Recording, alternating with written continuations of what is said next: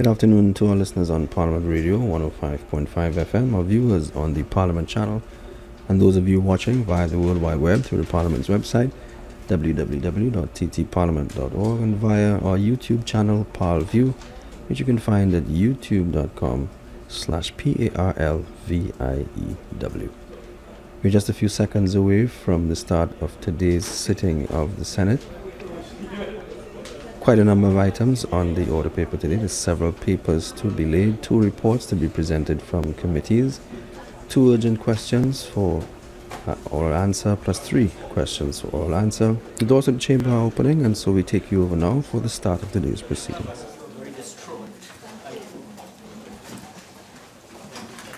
Honourable the President. We welcome you to the 16th sitting of the Senate, the first session of the 11th Parliament that takes place on Thursday, April 28th, 2016.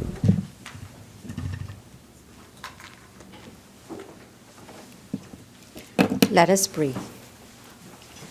Almighty God, we willingly acknowledge you as the supreme being, most gracious and most merciful.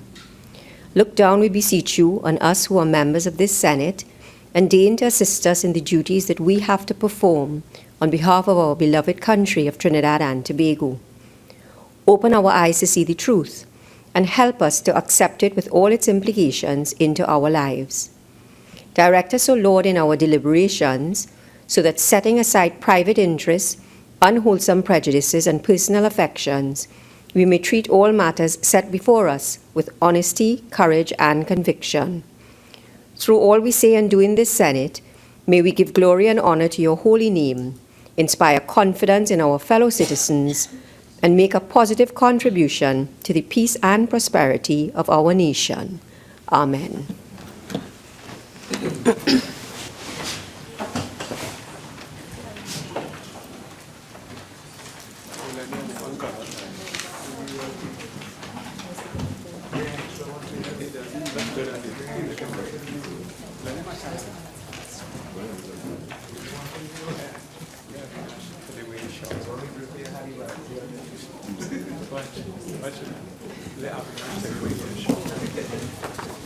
Announcements by the President.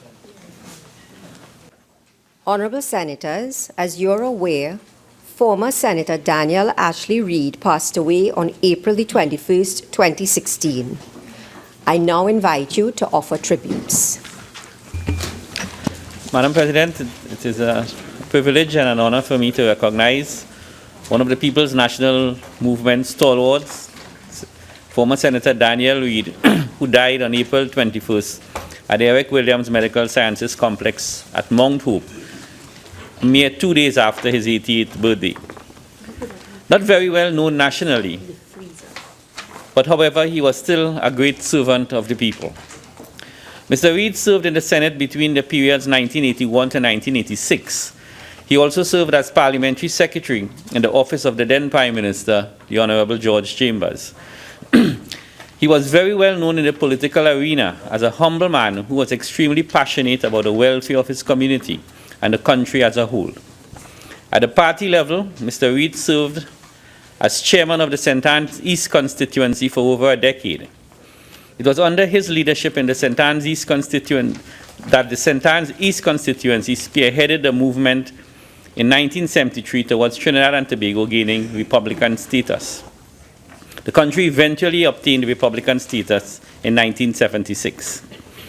Mr. Reid was also in the forefront of numerous community activities in the St. Anne's constituency because he had an excellent working relationship with his Member of Parliament, Mr. George Michael Chambers, who went on to become the country's second Prime Minister.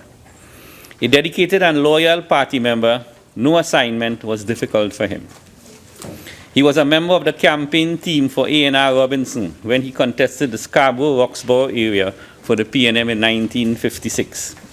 He also served, most significantly, Madam President, as President of the Seamen and Waterfront Workers' Trade Union, the SWWTU.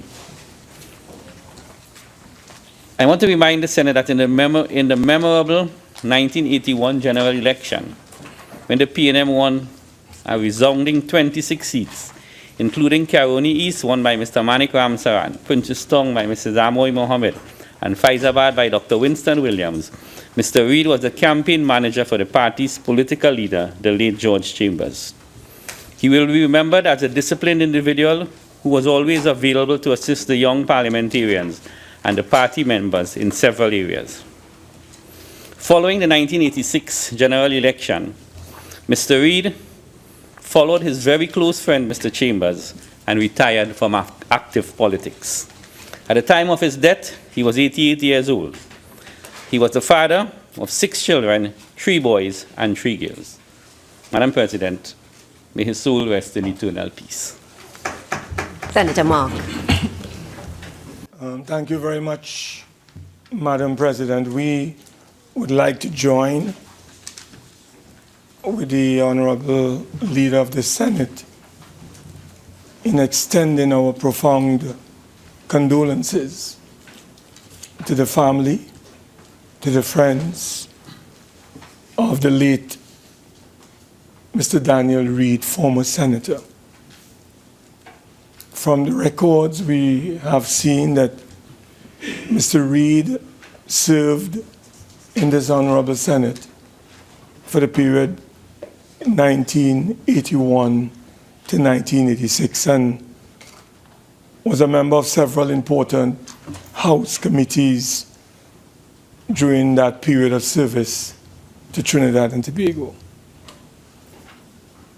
What I understand, Madam President, is that when he became a member of the Senate, immediately became an advisor to the then Prime Minister, Mr. George Michael Chambers, who he had a very excellent relationship with prior to him coming into this Parliament. And as the Honourable Leader of Government Business said, he worked very tirelessly in the St. Anne's East constituency.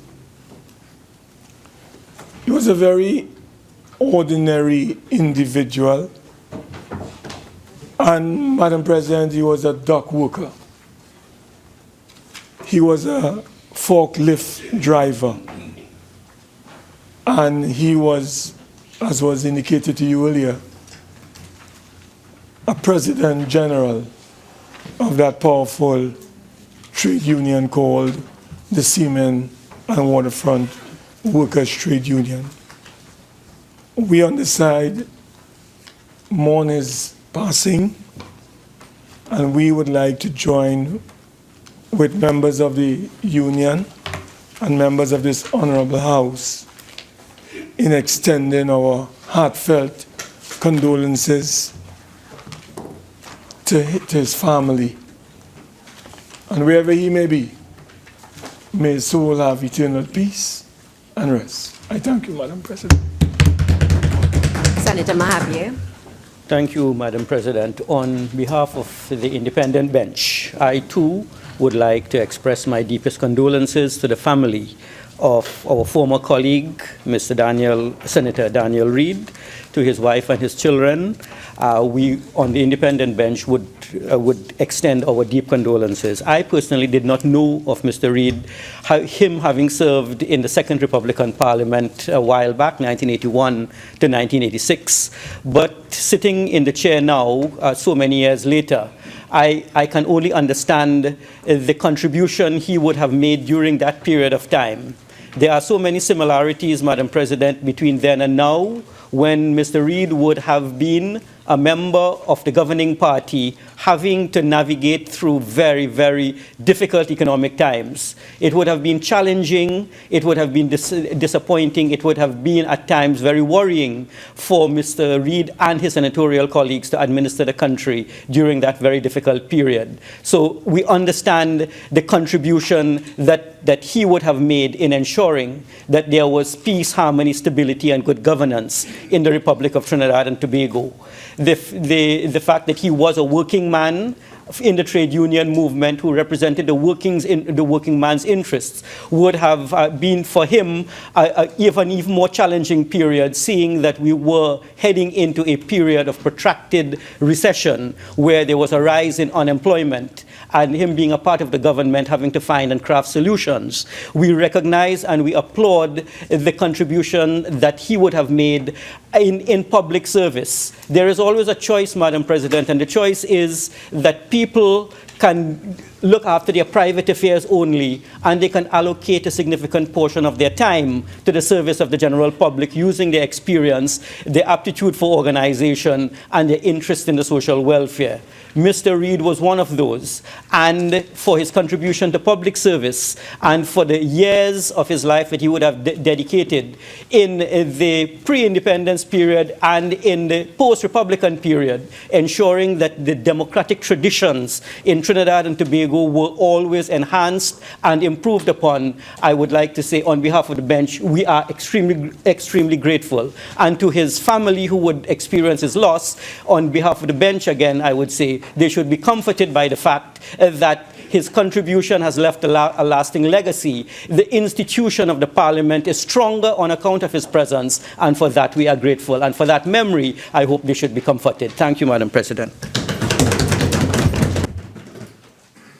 Honourable members, I too will join with all who have spoken in expressing my condolences to the family of former Senator Daniel Reid.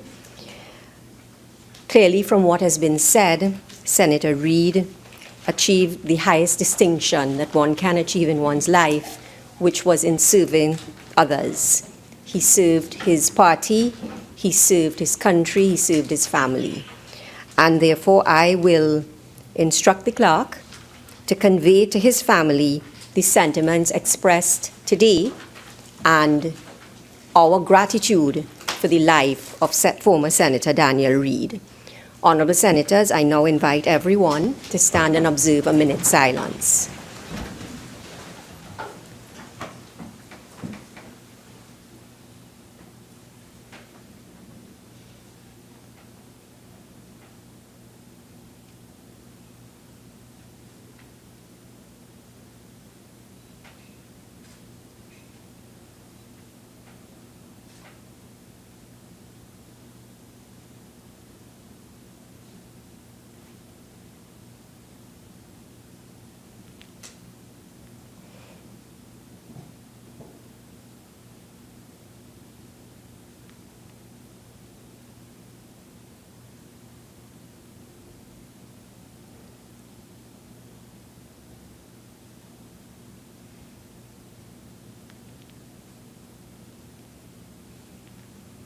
Thank you. Please be seated.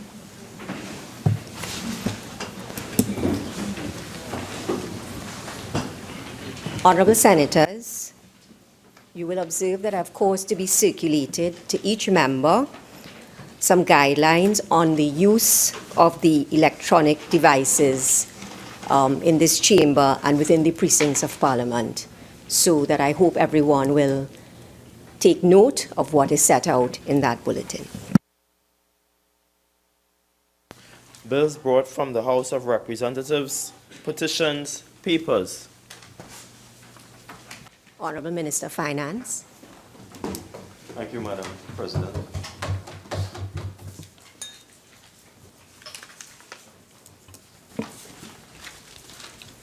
Madam President, I have the honor to lay on the table the following papers as listed on the order paper in my name. The second report of the Auditor General of the Republic of Trinidad and Tobago on the financial statements of the National Carnival Commission of Trinidad and Tobago for the years ended July 31st, 1998 and 1999. The second report of the Auditor General of the Republic of Trinidad and Tobago on the financial statements of the National Carnival Commission of Trinidad and Tobago for the 14 months ended September 30th, 2000. The second report of the Auditor General of the Republic of Trinidad and Tobago on the financial statements of the National Carnival Commission for the year ended September 30th, 2001. The third report of the Auditor General of the Republic of Trinidad and Tobago on the financial statements of the National Carnival Commission of Trinidad and Tobago for the years ended September 30th, 2002 and 2003. The report of the Auditor General of the Republic of Trinidad and Tobago on the financial statements of the National Carnival Commission of Trinidad and Tobago for the year ended September 30th, 2004. The audited financial statements of Evolving Technologies and Enterprise Development Company Limited for the financial years ended September 30th, 2011 and 2012. The annual audited financial statements of Trinidad Nitrogen Company Limited for the financial year ended December 31st, 2015. Mr. Vice President.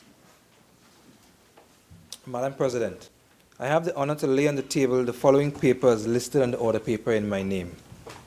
The 28th Annual Report of the Integrity Commission of Trinidad and Tobago for the year 2015.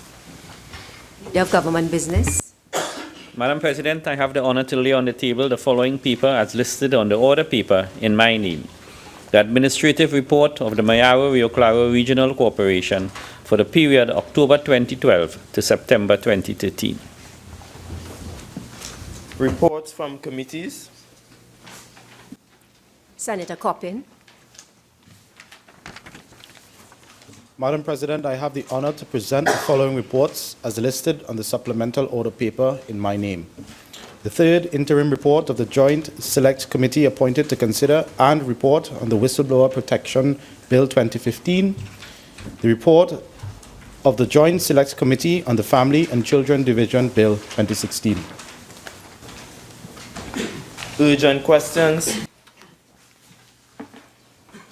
Senator Mark. Thank you, Madam President. To the Honourable Minister of National Security,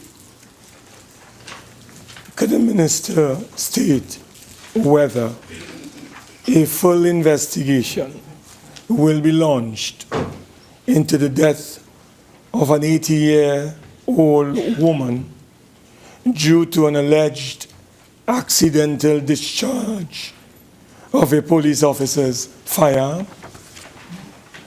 Honourable Minister of National Security.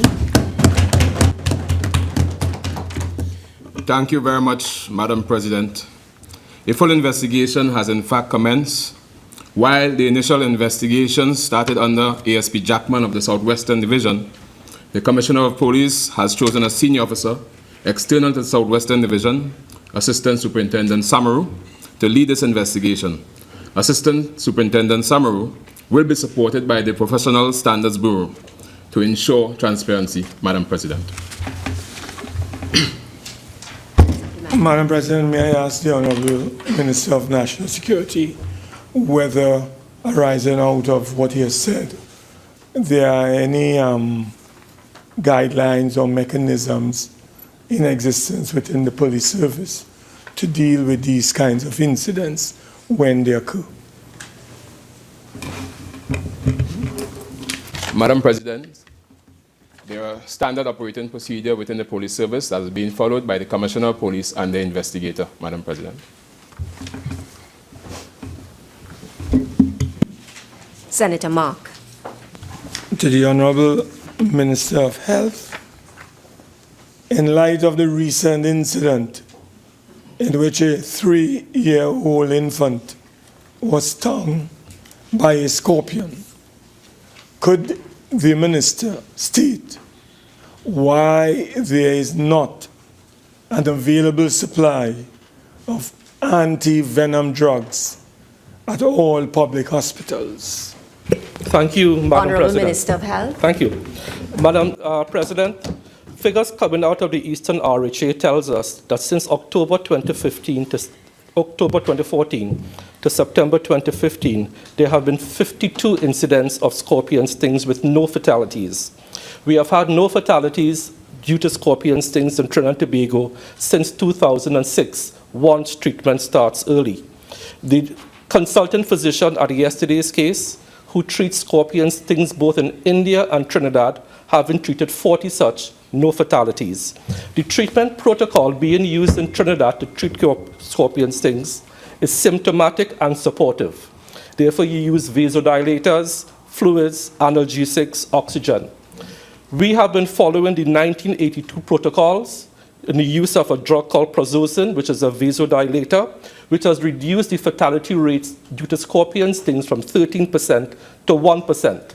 Trinidad and Tobago, we have had none since 2006.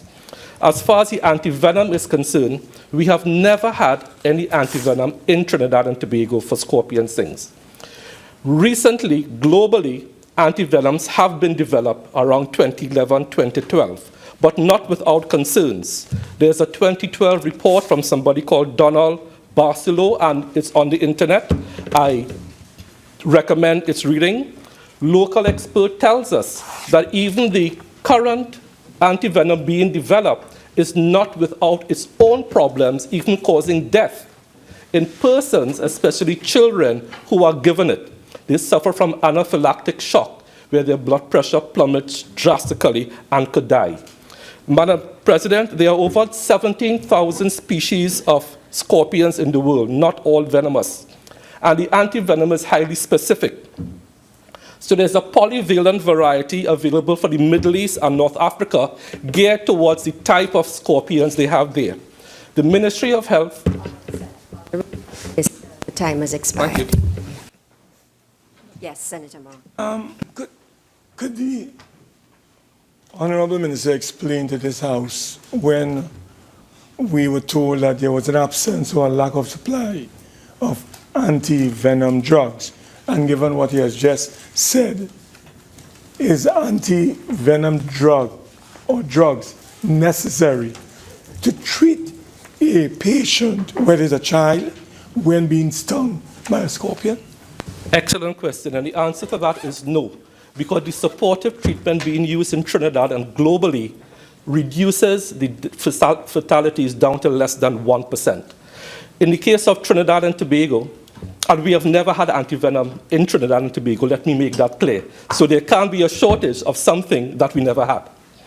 The Ministry of Health and NIBDEC, over the past few months, prior to yesterday, have been working with the Costa Ricans because they have antivenom which is more in tune with our Trinitatis species of deadly scorpions in Trinidad. So we are trying to source that prior to yesterday from Costa Rica.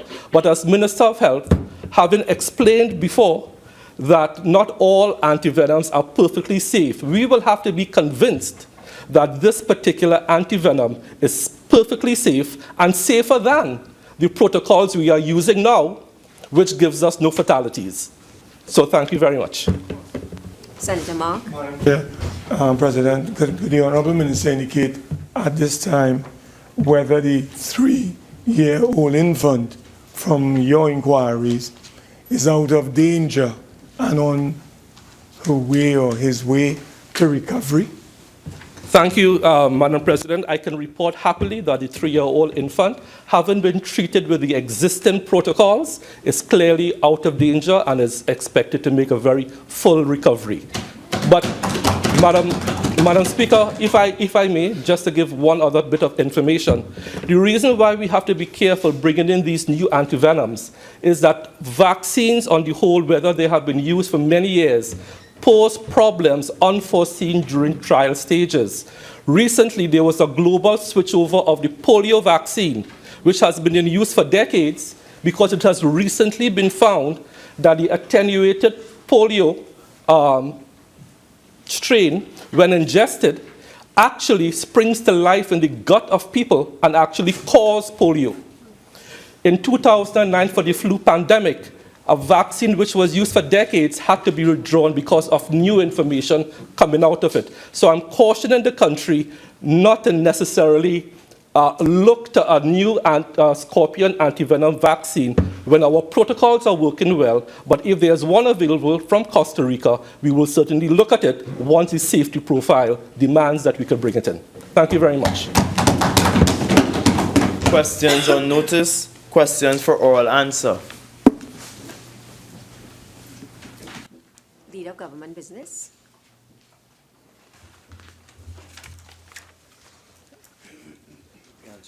We are answering all 3 questions today, Madam President. Senator Mark. Thank you, Madam President.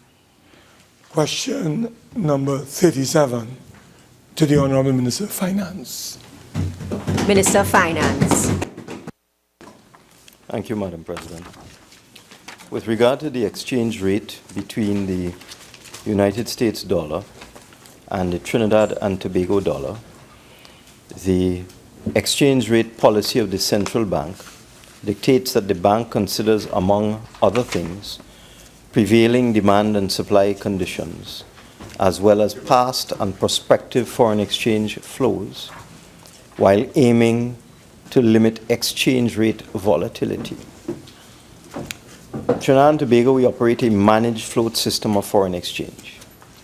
The central bank, therefore, in consultation with the government, intervenes in the foreign exchange market from time to time and establishes the range of forex rates by way of a formula which fixes the maximum selling rate.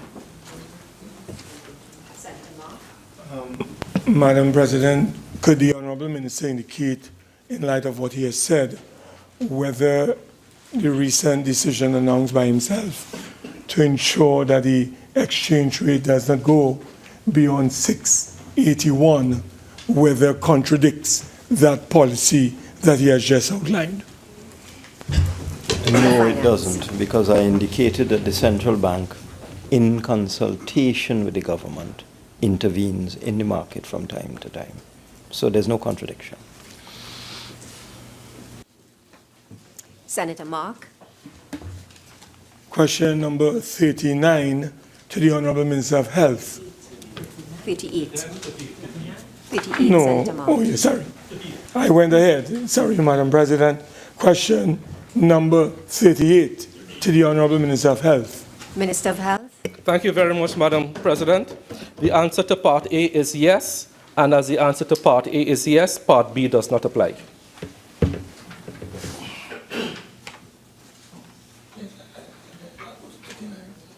Senator Mark. Question number 39 to the Honourable Minister of Health. Thank you, Madam President. Dr. Brian Armour, County Medical Officer of Health, is appointed to the board of the Eastern Regional Health Authority. Part B, Dr. Brian Armour is the Deputy Chairman of the Eastern Regional Health Authority and is serving as the Chairman of the Tenders Committee. Madam Chair, could the Honourable Minister of Health explain to the Parliament whether this appointment of Dr. Armour, Chief County Medical Officer of Health, runs afoul of the Regional Health Authority Act of the Republic of TNT? Thank you. Let me just correct two things. He's not the Chief County Medical of Health. He's the County Medical Officer of Health, and there is no Eastern RHA Act. There is the RHA Act. Whether this appointment runs afoul, to the best of my knowledge, it does not. But having heard your question, I will surely double-check. Thank you very much. Madam President, can I also ask the Honourable Minister of Health whether the members of the board of directors of that authority, whether he, as Minister of Health, is aware that such a person ought not to be sitting on such a board? Thank you, Madam President. As I indicated, I will certainly check your concerns, and if there are any corrections to be made, I will certainly make it, but I give you the assurance we will check your concerns. Motions relating to the business or sittings of the Senate and moved by a minister.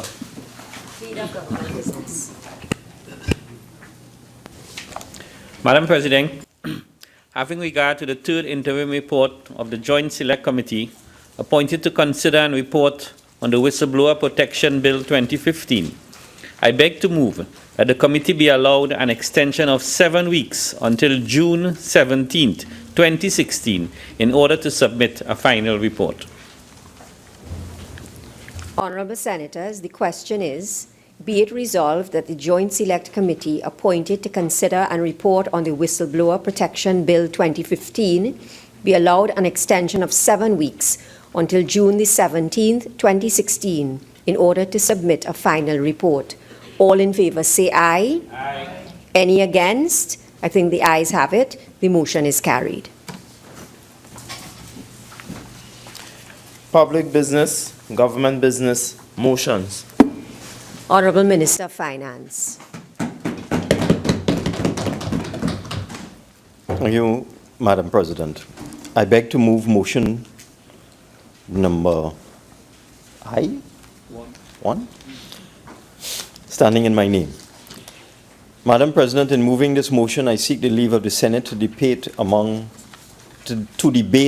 with this matter, motion number 2 on the order paper, which relates to the same subject.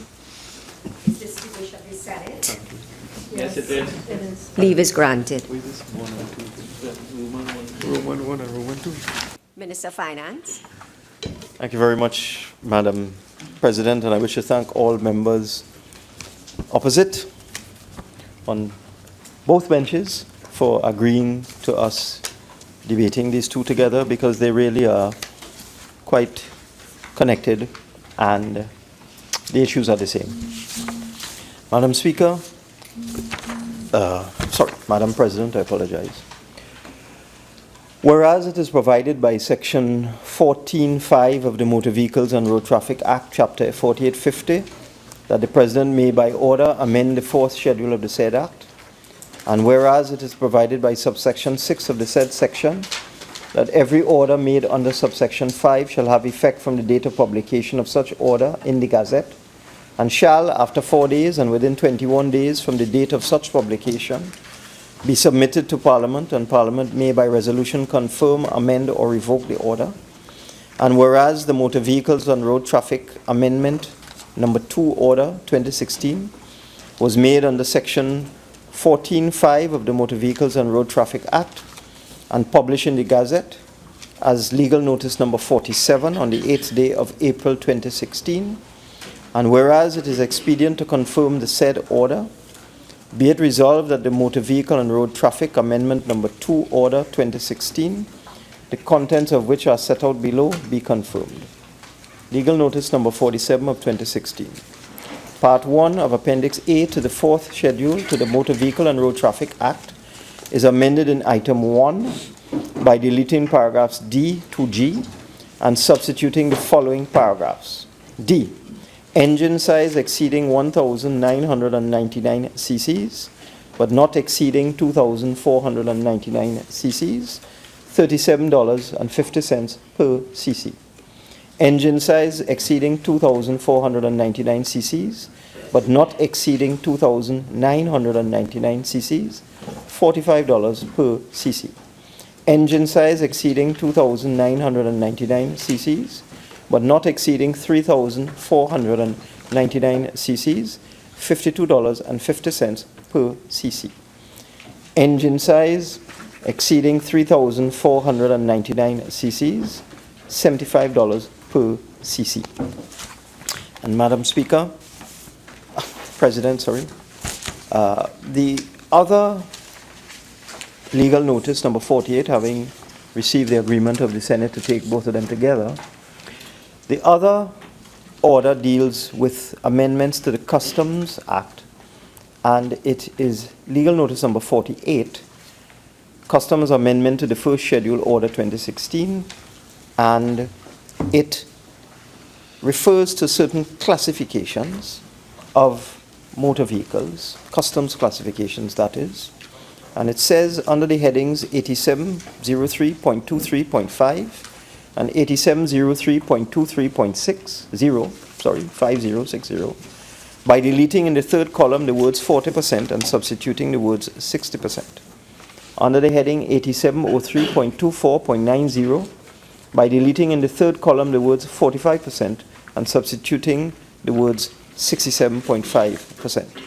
Under the headings 8703.32.50, by deleting in the third column the words 40% and substituting the words 60%, and under the heading 8703.33.90, by deleting in the third column the words 45% and substituting the words 67.5%. And the effect of all of this is to increase the customs duty and the motor vehicle tax on passenger cars by 50% once the engine size of these passenger cars exceeds 1,999 cc's.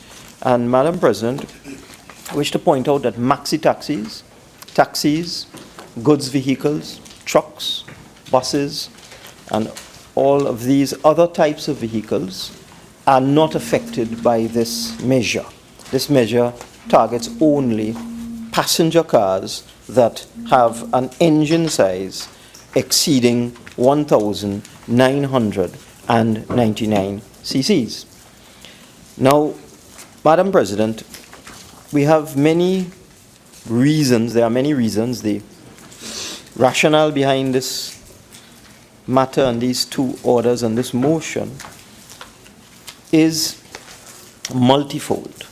One of the policy prescriptions is to influence public behavior towards vehicles with a smaller engine size, to reduce fuel consumption, to reduce pollution, to reduce Trinidad and Tobago's carbon footprint, to encourage people essentially to drive cars with smaller engines.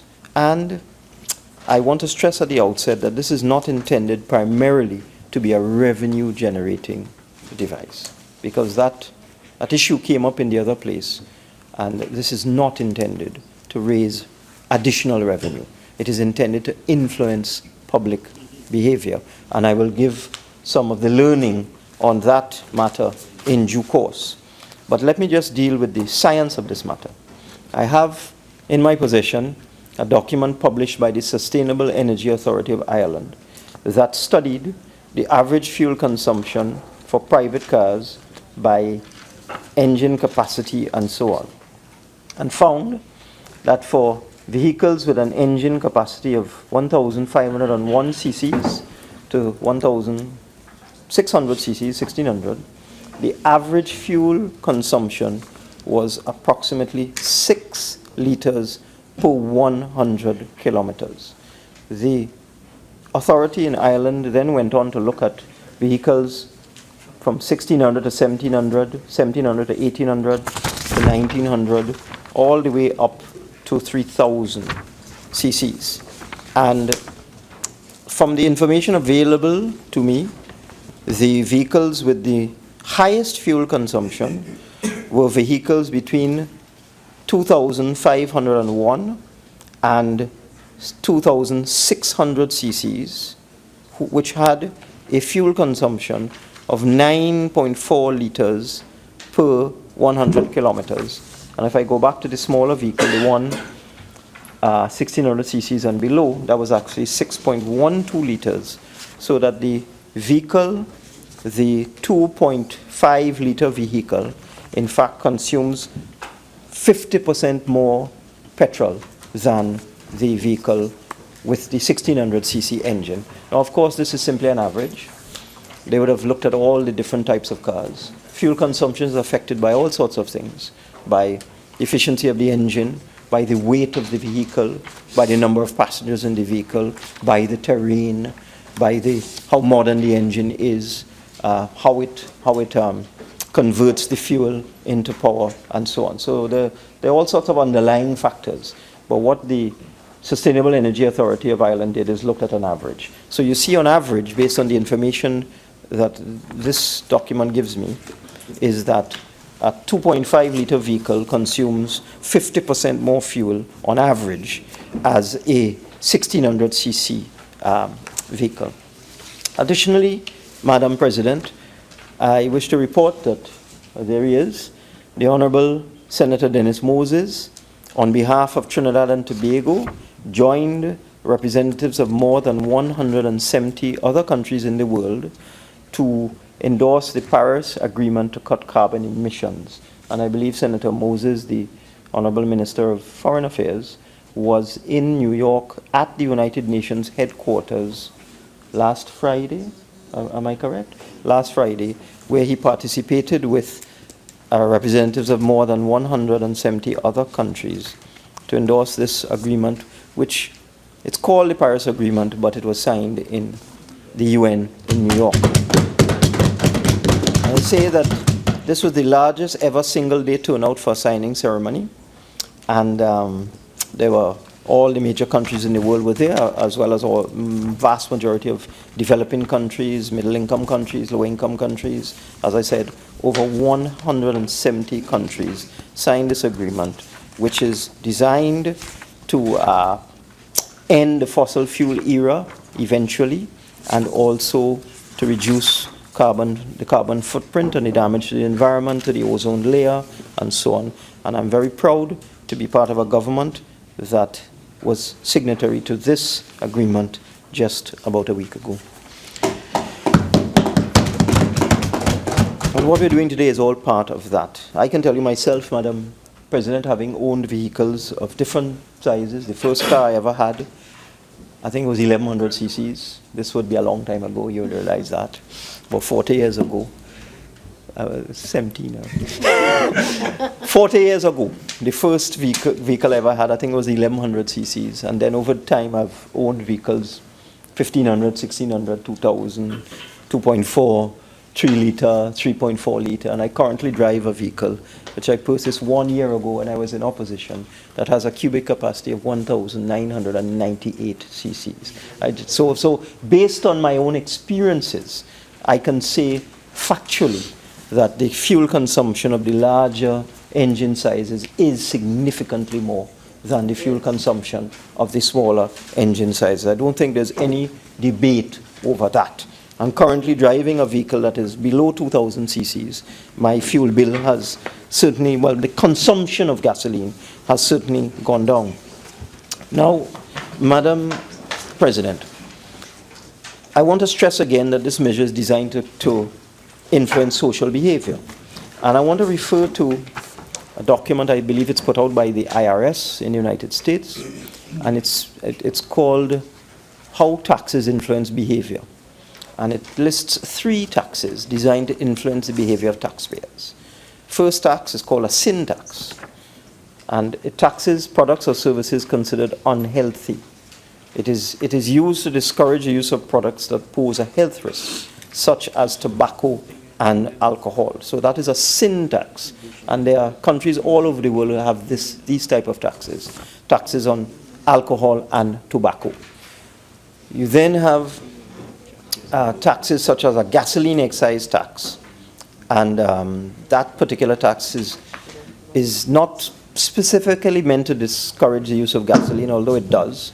But it is designed to raise revenue to maintain and build roads. We don't have any such thing in this country at this time. Long ago, I remember as Minister of Works, back in 1993, introducing a 5% tax on fuel that was used to create the first structured road improvement program. That tax was subsequently abolished many years later and is no longer in effect.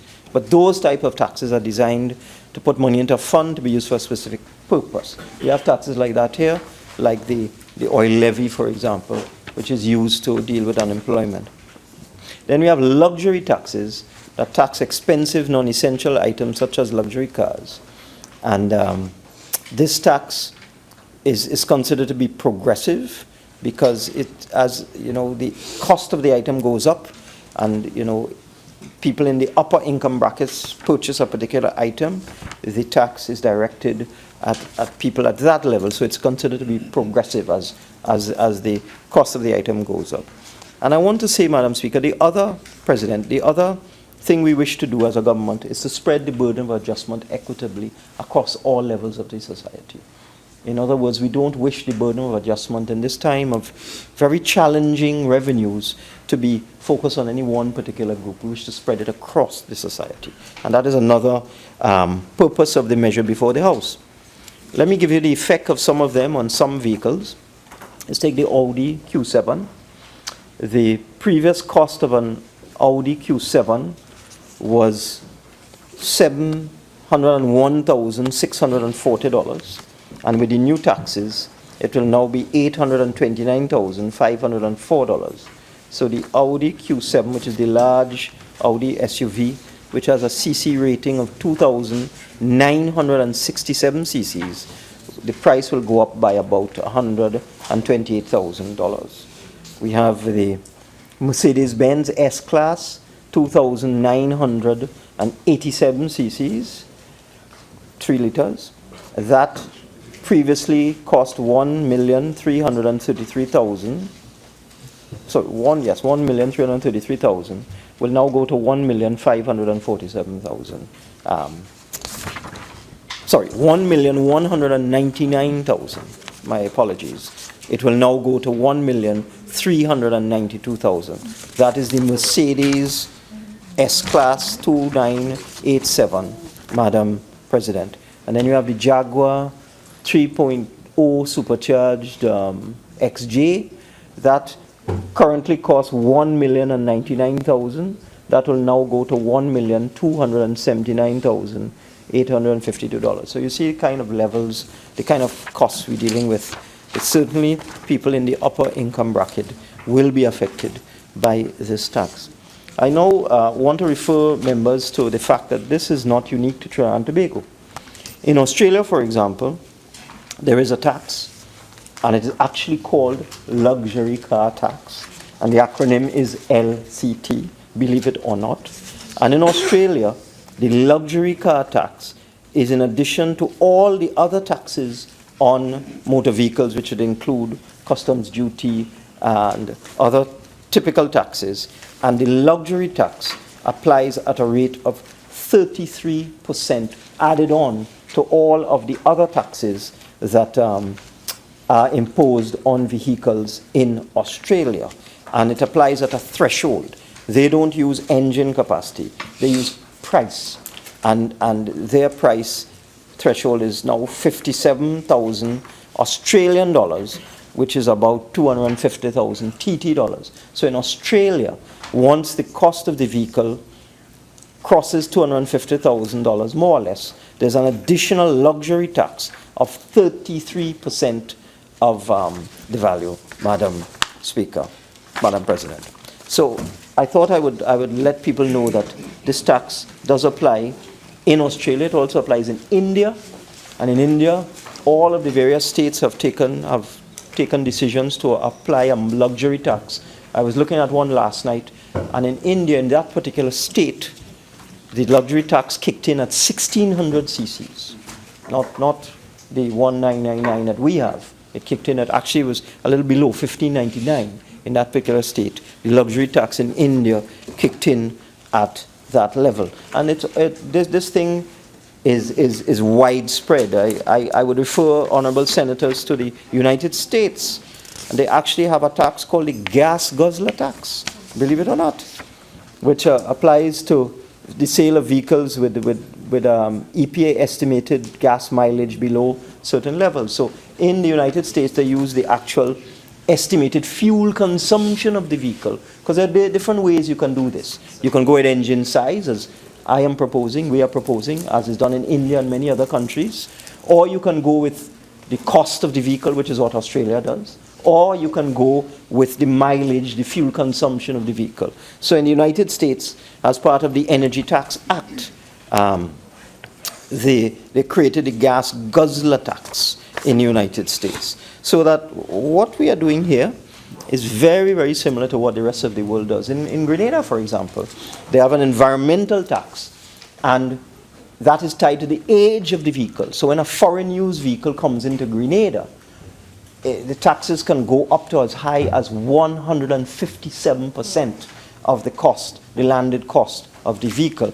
And in Grenada, that is in recognition of the fact that older vehicles create more pollution and are more harmful to the environment. So if you want to bring in an older vehicle, you're going to have to pay these enormous taxes. In Barbados, the typical taxes on combined aggregate is about 80-85%. Similarly in Jamaica, the combined aggregate of all taxes on your typical vehicle is about 80-85%.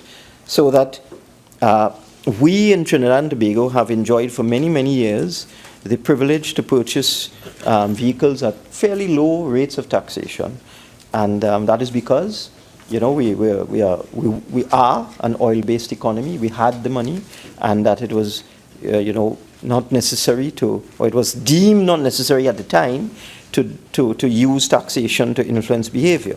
But with this government's commitment to the environment, and with all the suite of measures we have in our manifesto, encouraging the use of solar energy, encouraging the use of wind energy, setting a target of 10% of power to be produced from renewable energy sources by the year 2021, and also the other measures that I announced in the mid-year review with respect to vehicles powered by alternative sources such as electric cars, CNG-powered cars, hybrid cars, and so on. It is the policy of this government to encourage a reduction in fuel consumption, to encourage a lowering of our carbon footprint, to encourage people to use alternative sources of energy to power vehicles. May I just ask how much more time I have, Madam President? You actually have until 2:44. Okay, so I have quite some time. Thank you. Thank you very much, Madam President. Sometimes I lose track of time. Now, I would want to refer honourable members opposite to a paper published by the Harvard Kennedy School, John F. Kennedy School of Government, published in 2012, entitled Gasoline Taxes and Consumer Behavior. And it's a faculty research working paper. The authors are Shanjun Lee, Joshua Lin, and Eric Mulega. And this paper looked at how taxation on transportation in general, but it was specific here to gasoline, influences behavior. And I would refer the reading of this paper to honourable members if they have the time. But I have also a review of that article published in 2012 by Jenny Fowler, also from the Harvard Kennedy School. And the review summarizes the paper, and I'll read the summary. The researchers analyzed the short-run impacts of gasoline taxes on driver decisions, gasoline consumption, vehicle miles traveled, vehicle choices, and the ways in which those impacts differ from changes in the price of gasoline. The purpose of the paper was to test the assumption that consumers respond to gasoline tax in the same way. Our analysis directly estimates consumer responses to gasoline taxes by looking at prices and behavior. And they reached three primary conclusions. Taxes of this nature may be an effective means for reducing gasoline consumption and inducing consumers to adopt more fuel-efficient vehicles than previously believed. And it goes on to indicate, as far as the researchers are concerned, conclusive evidence that taxes of this nature do influence public behavior. And there are many studies on this, Madam Speaker. There are books, there are professorships. People have obtained chairs in prestigious universities dealing with the use of taxation and how it is used to influence public behavior. Because as I said at the outset, there are generally two purposes for taxation. One is to raise revenue, and the other is to influence behavior. And I referred to the cigarette tax and the alcohol tax, and now the intent and policy behind this tax is to influence behavior and to spread the burden of adjustment across everyone in the society. And I would hope that honourable members will understand what we are trying to do. I would also say, Madam President, although this is not primarily designed to be a revenue-generating device, it will raise revenue, of course. The quantum is difficult to estimate because we're dealing with behavioral change. You know, those of us who study the effect of taxation on behavior, there's a paradox with cigarette taxes. There's a belief that if you continuously increase the taxes on cigarettes, people will stop smoking. They don't. But the reason is it's addictive. So you can understand that kind of behavior with respect to cigarettes and tobacco products. You can understand that whatever price you put it at, people will still smoke because they're addicted to nicotine. So to a lesser extent, there's a relationship with alcohol, that no matter what price you put it at, there are still going to be people who will buy alcohol. But other consumer products, luxury items, and there are countries in the world that target other types of luxury items, perfume and things like that, there is correlation between taxation and consumption. But it is difficult for us to model it at this point in time.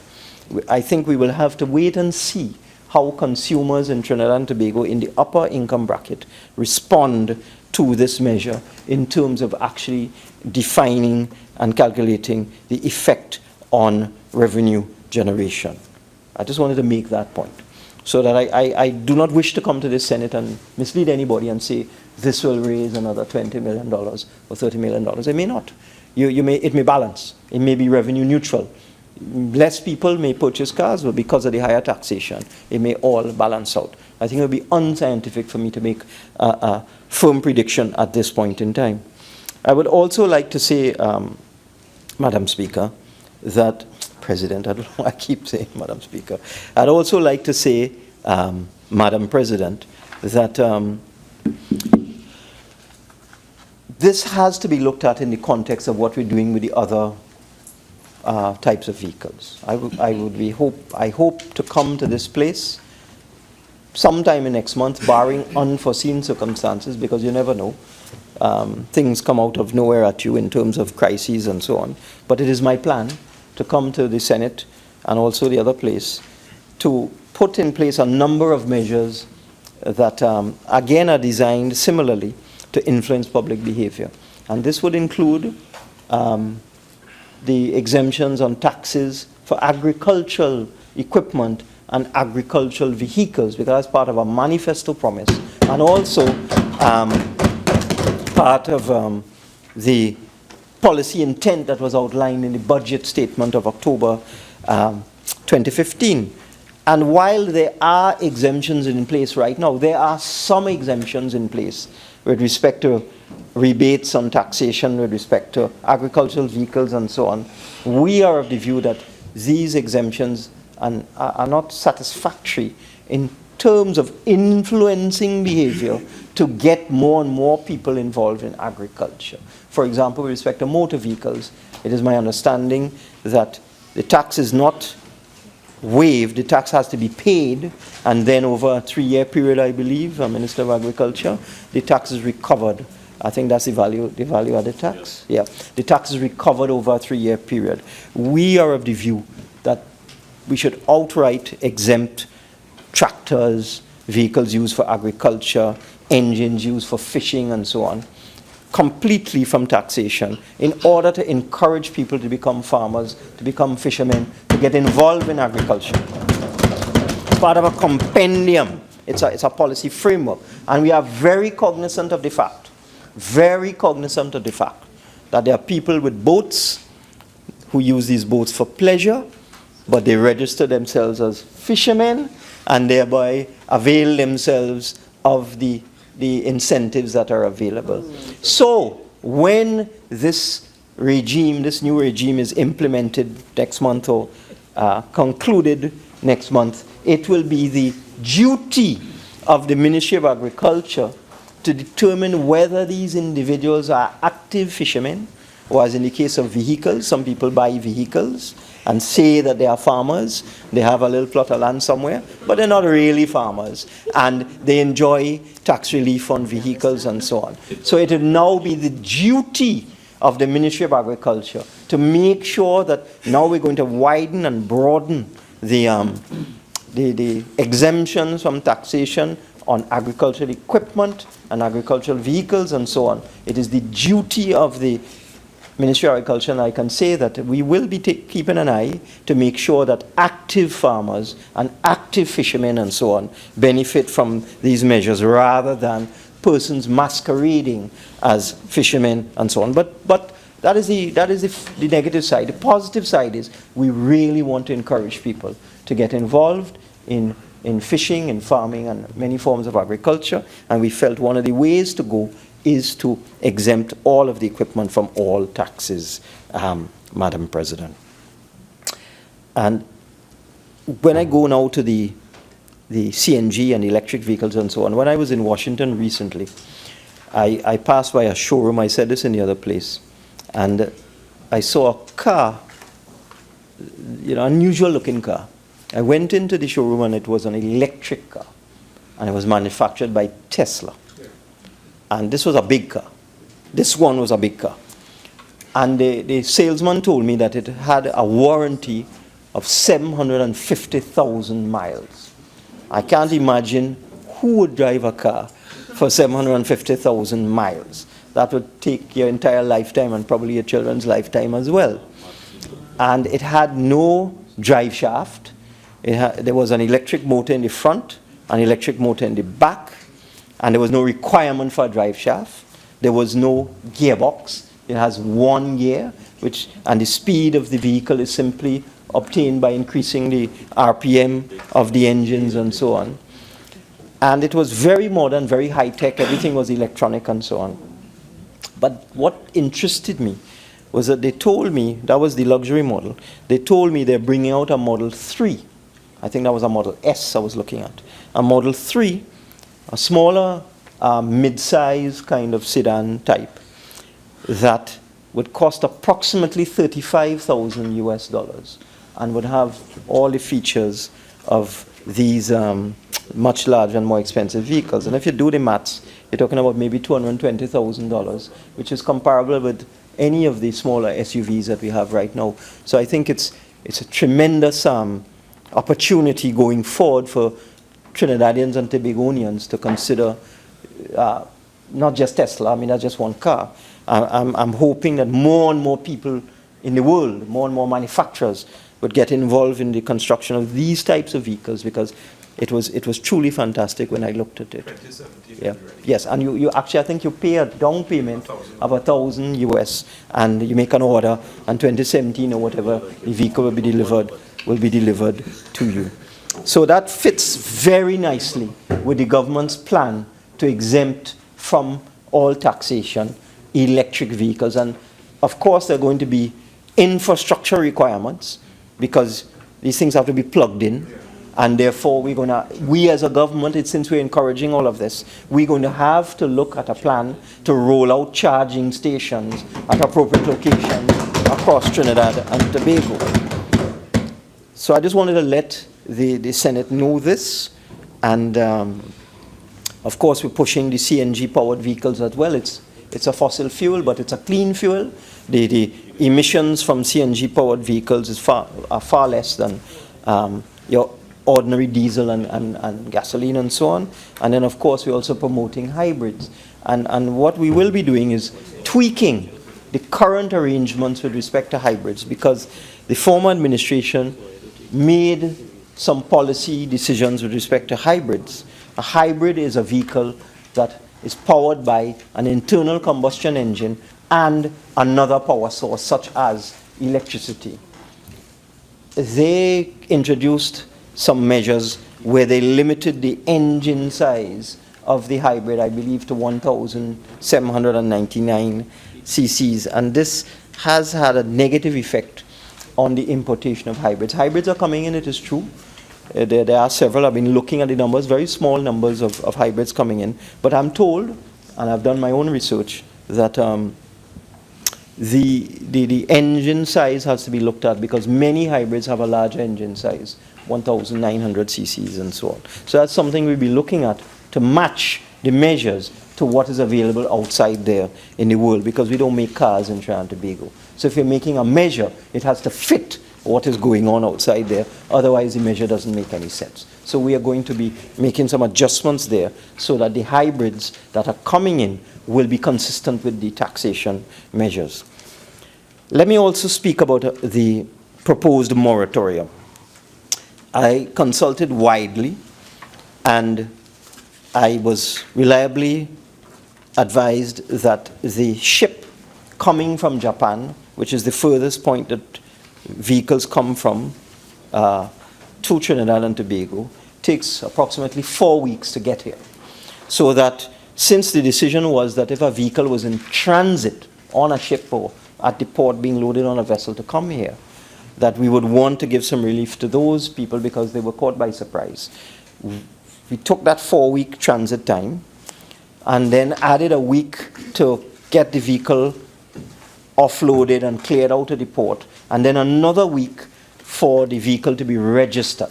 So the current policy decision is to allow registration of vehicles that have an engine size exceeding 1,999 cc's who were caught by this to be registered with the tax being remitted, which is the legal term for waiver exemption, until the 20th of May 2016, which is exactly 6 weeks from April the 8th. Now, since I made that announcement in the other place, I have had representation made to me by an individual, because it was in my discussions with used car dealers, and might I also say that the measures with respect to CNG, electric cars, hybrid cars, will apply to used cars as well, but with the 4-year age limitation as well. So we're not, that's another misconception outside there, that these measures, exemption of all taxes for these alternative powered vehicles, would only apply to new cars. That is not so. They'll also apply to foreign use, but with the same 4-year limitation that the foreign use have. Okay? So I just want to clear that up.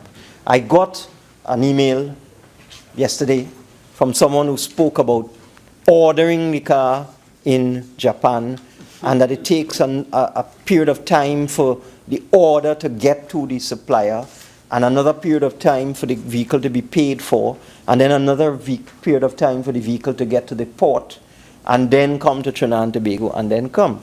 And that person actually asked me to extend the time to the end of June. I have looked at it very carefully. I've sought advice. I didn't want to advise myself. And I thought that was one of those arguments that could apply to anything. Because if you start that, where people will say, well, look, I didn't get my car on the ship because there was a problem. I was wiring the money from Trinidad to Japan, and the bank didn't get it, and then the letter of credit didn't kick in, and the car couldn't get to the boat for another 2 weeks. I thought if I opened that door, that would open the door, a Pandora's box, and allow everybody to say, well, you know, I was thinking about ordering a vehicle and so on. So what I've done instead, there is a provision in the law that allows the cabinet to remit taxes on motor vehicles. It is based on an application to the Budgets Division of the Ministry of Finance. There is a committee comprised of public servants who consider these applications on a case-by-case basis and really look at hardship as the defining factor. So for anybody who is outside of the May 20th timeline, I will recommend to them they make an application to the committee in the Budgets Division and seek relief, so that these public servants can look at it dispassionately and compare it, look at the circumstances, see if in fact there was some unforeseen event that caused them to have a problem, and remove myself from this matter and remove the cabinet. So that the decision that is going to be taken is that the cutoff is May the 20th, and anybody after that would apply on a case-by-case basis, make their case, and we'll see whether they have a case and whether there were unforeseen circumstances that caused them to be unable to register their vehicle after the 20th of May. So with those few words, Madam President, I beg to move. Honourable members, I shall now propose the question for debate. Be it resolved that the Motor Vehicles and Road Traffic Amendment Number 2, Order 2016, the contents of which are set out below, be confirmed. Legal Notice 47 of 2016, 1, Part 1 of Appendix A to the 4th Schedule to the Motor Vehicles and Road Traffic Act is amended in Item 1 by deleting paragraphs D to G and substituting the following paragraphs. D, engine size exceeding 1,999 cc, but not exceeding 2,499 cc, 3750 per cc. E, engine size exceeding 2,499 cc, but not exceeding 2,999 cc, 45 per cc. F, engine size exceeding 2,999 cc's but not exceeding 3,499 cc's, 5250 per cc. G, engine size exceeding 3,499 cc's, $75 per cc. Those in favor say aye. Aye. Oh, I'm sorry. Yeah, yes. I now invite senators. I'm jumping the gun here, I apologize. I now invite senators to join the debate.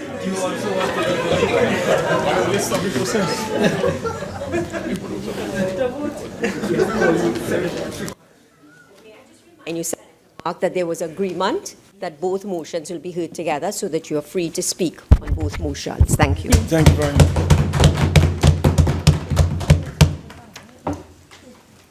Thank you very much, Madam President. I am very happy to rise and contribute to these two motions, which are designed according to the minister to influence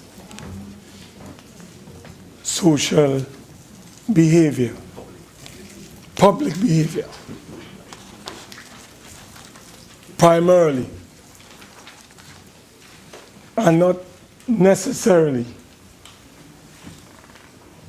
as a revenue-raising measure.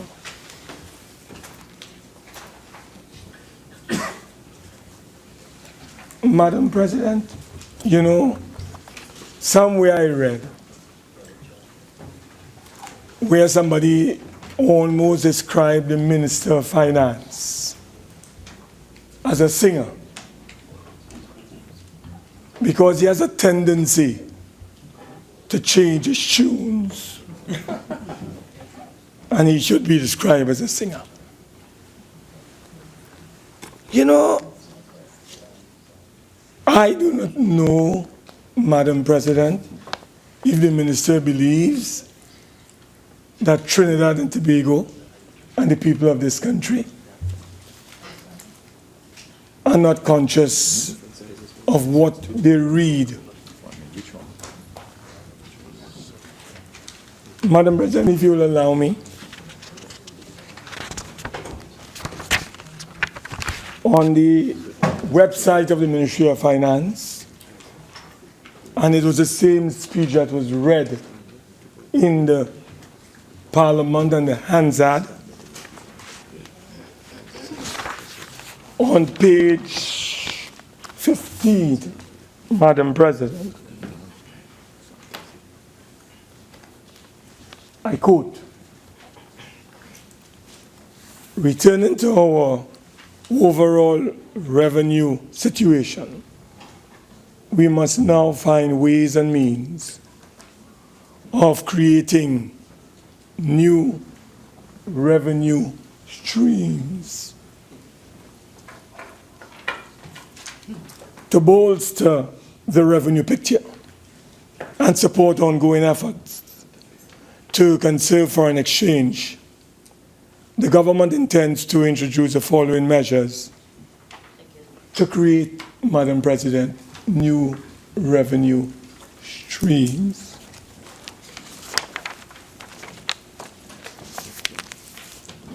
An increase of 50% in customs duty and motor vehicle tax on luxury vehicles, starting with private motor vehicles with an engine size exceeding 1999 cc. This measure will take immediate effect, or will take effect immediately.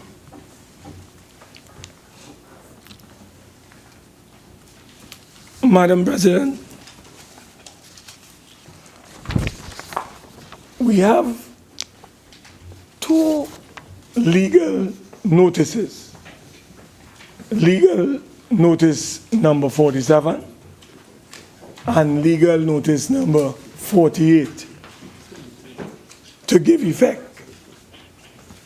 to this revenue raising measure. And as the Honourable Minister muttered a short while ago, it is also designed to conserve foreign exchange. But today, the Minister comes to this Senate and says it is not really a revenue-raising measure or mechanism, but it is really designed to change public behavior. Now, Madam President, at the same time, the Minister tells us that he says that the aim of this measure is to ensure that the burdens of adjustment is evenly shared in Trinidad and Tobago, so that the poor and the vulnerable would not feel that they are being taken advantage of. The rich will now have to carry their share of the burdens. So we, on this side, would like to ask the Minister, what is the real story? What are we really to believe? Is this a revenue-raising measure or not? Because if it is not a revenue-raising measure, why are we here? Why did you bring the Senate here today, Madam President?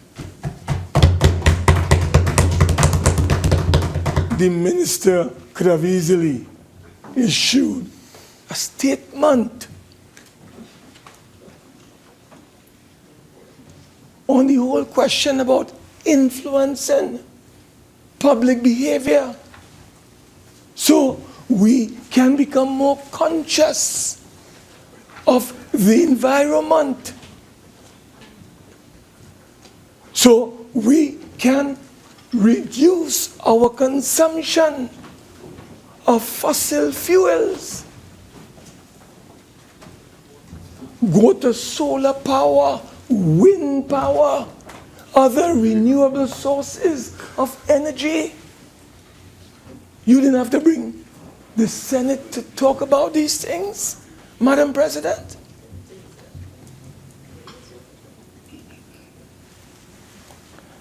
But I believe that the Minister has realized belatedly that this revenue measure will not be able to generate the kind of revenue stream that he had anticipated.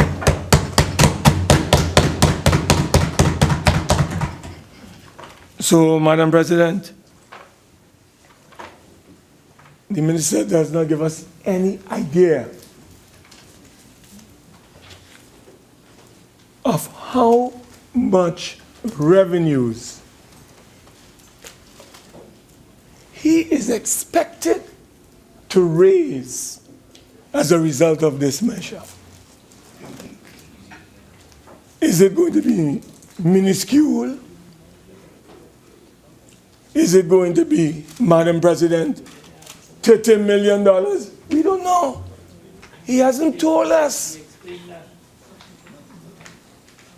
He said elsewhere that he had tasked the Customs Division to provide him with information. as to how much money, how much revenue this measure will generate. Madam President, I'd like to ask the Minister of Finance whether he has received the information. No, in your winding up. So,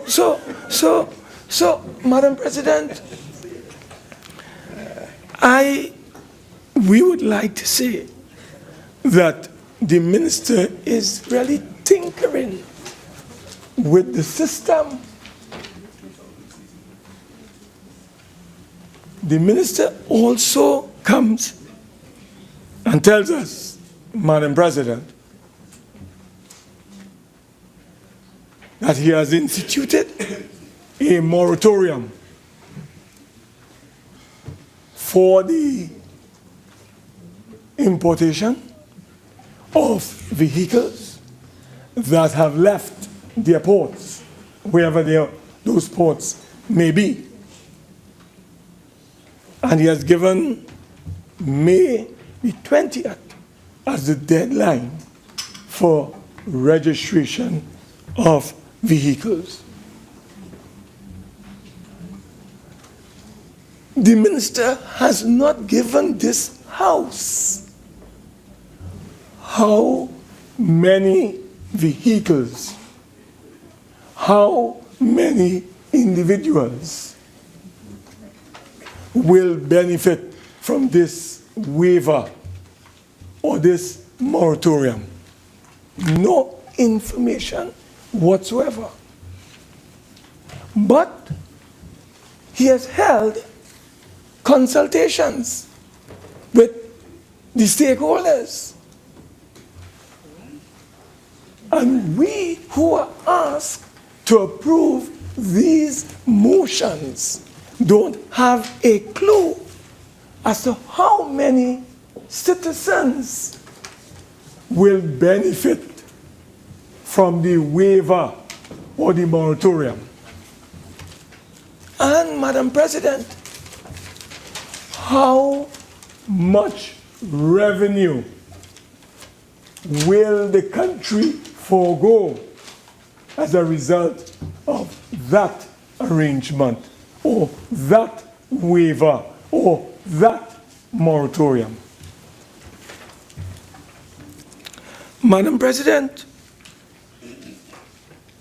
I would like to ask the Minister of Finance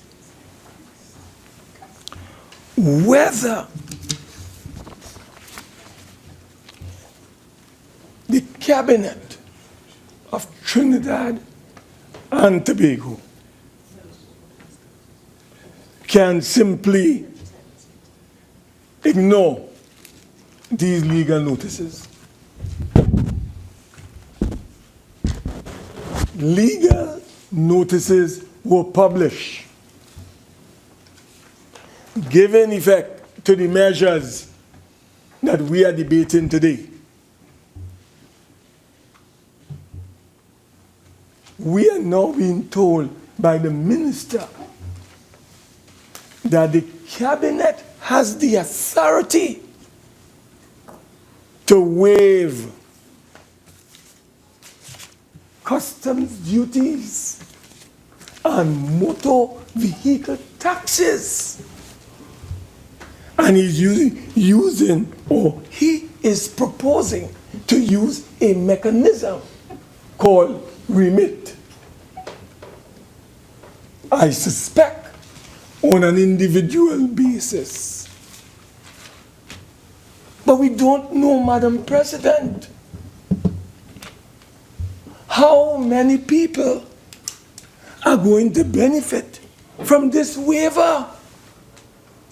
How many citizens are going to benefit from this moratorium? And I want to ask the minister whether it would not have been much more clean, whether it would not have been much more smooth for him to amend the legal notices, Madam President, rather than going the route that he has decided to go, Madam President? Did the minister consult with the Customs and Excise officers or division on this matter? Did the minister discuss with his officials in the Ministry of Finance on this particular waiver and moratorium? And if he did, Madam President, what would the advice or advices given to him on this matter? We find the proposal being advanced by the minister to be very convoluted, unwieldy, and unnecessary. Madam President, I am advised that that mechanism that the minister is seeking to employ to allow scores of people to benefit from this waiver is normally used for 1, 2, or 3, maybe 4 cases, but not 20, not 30, not 40, not 50.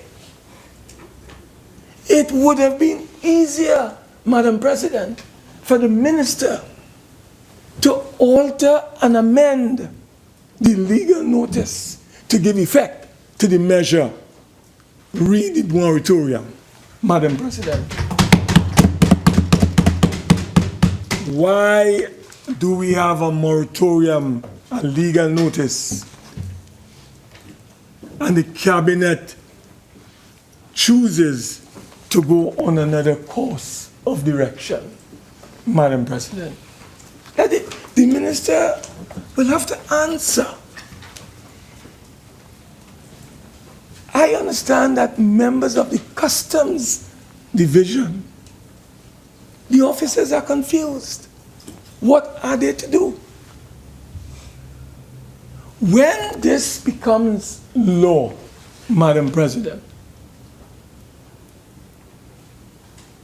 in terms of the debate being concluded this evening, and even before the debate is concluded, but more so when the debate is concluded, what are customs officers to do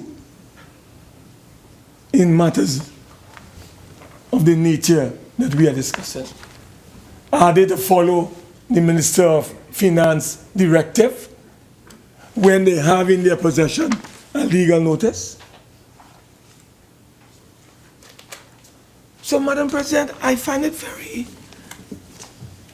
interesting that the Minister of Finance has chosen to go a route that is very cumbersome, convoluted, and unwieldy, rather than simply bringing an amendment to the legal notices that were issued. That is the point I am making.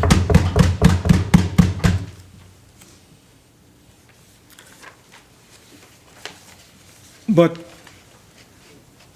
I want to tell the minister, I want to put it to him, that this is cosmetic changes. To come and tell the country in 2016 that you are going to impose a 50% customs duties and motor vehicle taxes on luxury end vehicles, 11999 cc and above, and not tell us how much revenues you intend to realize and generate. And now you have exemptions. In the midst of that, I would say, Madam President, to be kind, I think it's a bit disingenuous, to be kind. Very disingenuous. I want to tell Madam President, your good self, through you, to the Minister of Finance, that he will not be able to use this measure to bring about an equitable or a sharing of the burdens of distribution among the poor people and the classes and the various classes in this instance in our country. In other words, Madam President, there will be no sharing of the burdens of adjustments by this measure that the minister has brought in. Madam President, I have been doing some research, and I looked at some research coming out of the United States on the distribution of wealth as at the end of 2005 in this country, and also the distribution of income in this country as at the end of 2005. And the literature, Madam President, is revealing that 2% of the population of this country control 70% of the national wealth of this nation. 2% control 70% of the national wealth. And there's a concept in economics called the Gini coefficient that is used to measure income equality in any society. Madam President, 0 is perfect income equality. 100 is the worst that you can have. Trinidad and Tobago, as at the end of 2005, recorded a Gini coefficient of 43%. So income inequality in TNT is at the same level of the United States as at the end of 2005, Madam President. So when you are coming in 2016 with these measures to fool or attempt to mamagai the population, that a 50% increase in motor vehicle taxes and customs duties will allow the rich and the wealthy to pay their portion of the burdens of adjustment. You're just fooling yourself. You're mamagaing yourself. You're not serious. Selling dreams. Madam President, I want to tell you that it is laudable for us as a nation to have signed the agreement that came out of Paris in December, and for us to commit ourselves to controlling emissions, the use of fossil fuels, reduction, as the minister said, of carbon footprints. That is an excellent direction that we have chosen, and we have joined many other countries in being part of that international and global drive. That is good. And the government talks about bringing hybrid electric, improving on the CNG drive so that people can switch. These things are, we did it We started it rather. The previous PNM regime before us, they had started it as well. And then this one is going to continue the CNG drive. And now they're going a step further, hybrid electric vehicles. All these things are positive. But, Madam President, do these things affect and interfere with what is happening on the ground with the increasing hardships being brought about by measures that the government have introduced without any consultation? Madam President, I want to refer to an article in the Trinidad and Tobago Newsday, page 14, Saturday, April the 9th. And it is headlined 50,000 more for luxury car. And there's a gentleman by the name of Mr. Jerome Board. And he's reported to have been to have said in this article that, and I quote, "What will happen let me repeat, what will happen is that the marginal cost between what has been paid for on the ground, on inventory now, and what is coming will be significant. It will be 50,000 plus increase in prices."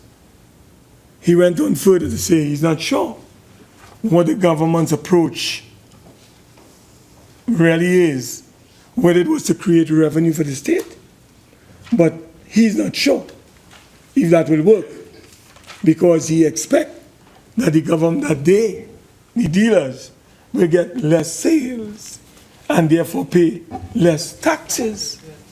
And if the strategy is to reduce the number of vehicles on the road, that would also not work, because the luxury segment is relatively small compared to others. He went on to say, Madam President, that consultation might have been the better approach. So it meant that this honorable minister, Madam President, introduced a measure without any consultation, according to the president of the Automotive Dealers Association. But that is not all.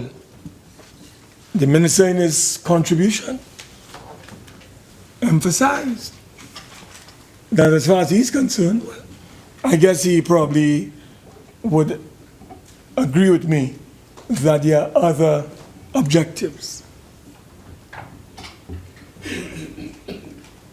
He said taxation, one of the objectives of taxation is to raise revenue or goals.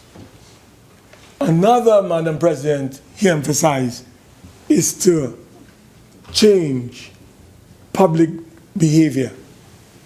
And those are two important functions of taxation.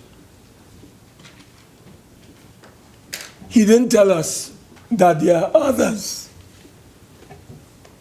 What about the redistribution function of taxation? That doesn't interest you, Madam President? All that you are concerned about is raising revenue and altering people's behavior? What about redistribution, Madam President? Today, salaried and wage workers are prisoners in their own land, because they are the ones who are easily captured by the taxation system in our country. They must pay P-A-Y-E, pay as you earn. And whilst the salaried and the wage worker is paying as he or she earns, the corporate citizens in this country, Madam President, they are avoiding and evading taxes as never before. So the rich, the mighty, and the powerful, who are supposed to be paying their fair share of taxes in this country, Madam President, the Minister of Finance will tell you, they set up shell companies in tax havens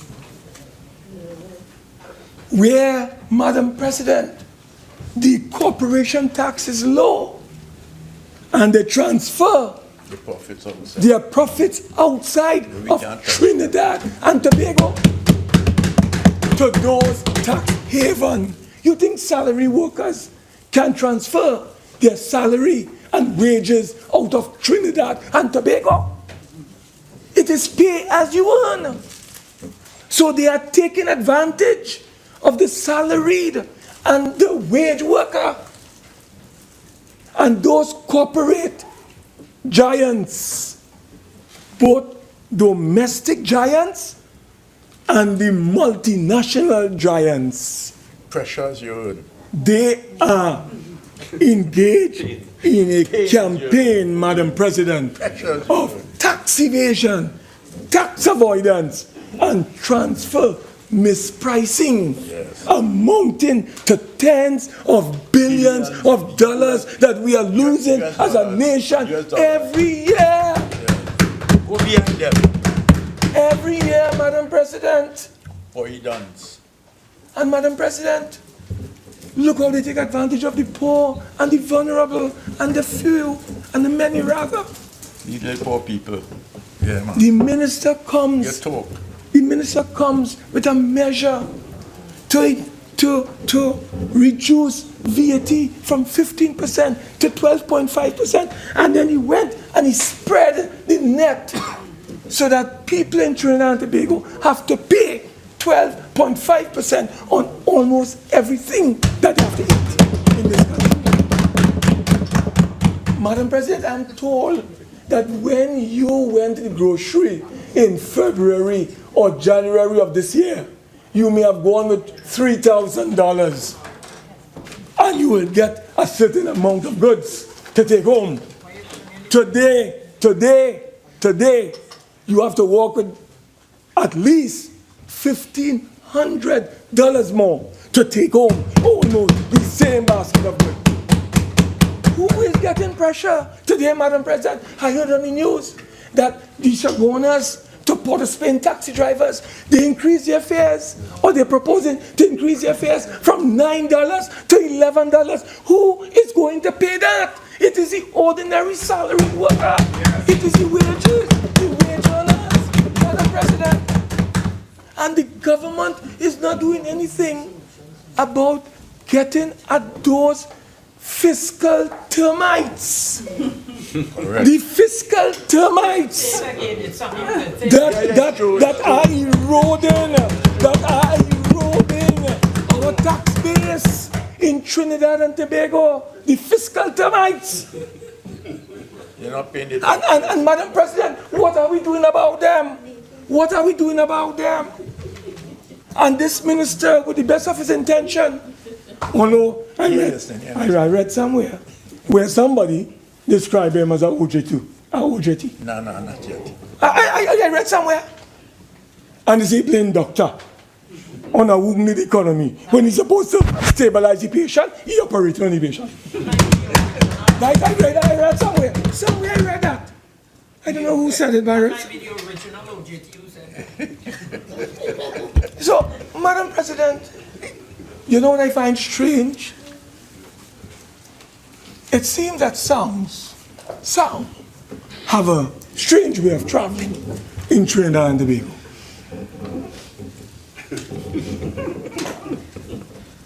when poor people appeal to the minister, please, Mr. Minister, put back VAT on books.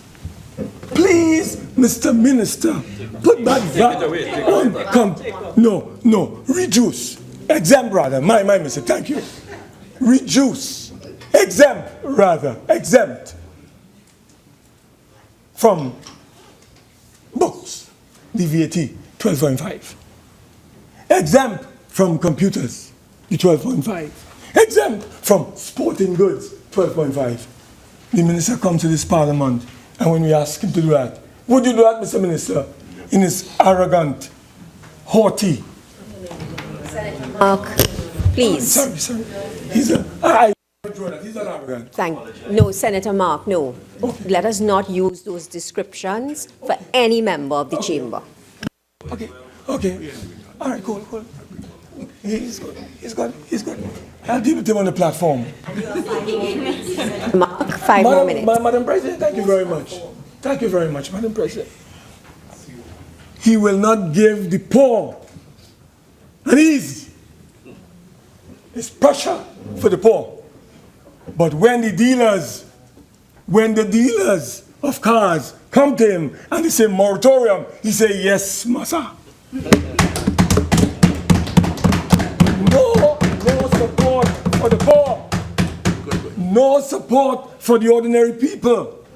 We came here, we put questions, asking, begging, pleading, and asking the minister to reconsider the VAT imposition on books, on computer goods, on sporting goods. What was the minister's response?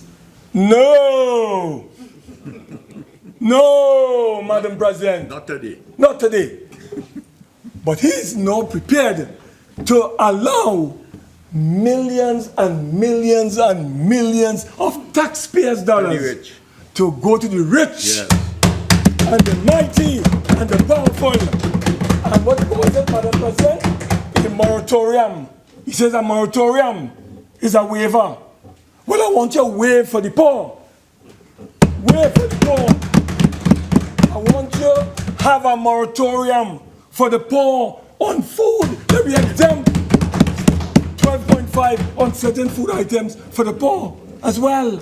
And why? You're in the street. So, Madam President, I am saying to the Honourable Minister of Finance that he has a duty and a responsibility in his tax reform measures to be a little more progressive in his taxation policy.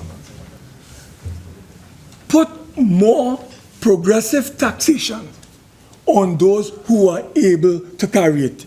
The principle is the ability to pay. The more you earn, the more taxes one should pay. But in Trinidad and Tobago, that is not so, Madam President. So I am waiting with bated breath for his new advisors, seeing that he has dumped his old. And I feel like all Ewart Williams in finance, I feel like all Eric Bob in finance. He has done these, and he has new experts and new friends from the International Monetary Fund and the World Bank. They are his new advisors, and they tell him how to operate. Madam President, I have no faith in this Minister of Finance. I think the time is coming when the country will have to call for his removal. He's unfit, Madam President. He's incapable, and he has not been doing a good job in taking this country forward.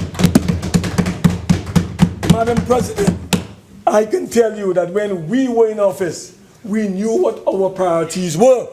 We know when we raised revenue, where those revenues were going.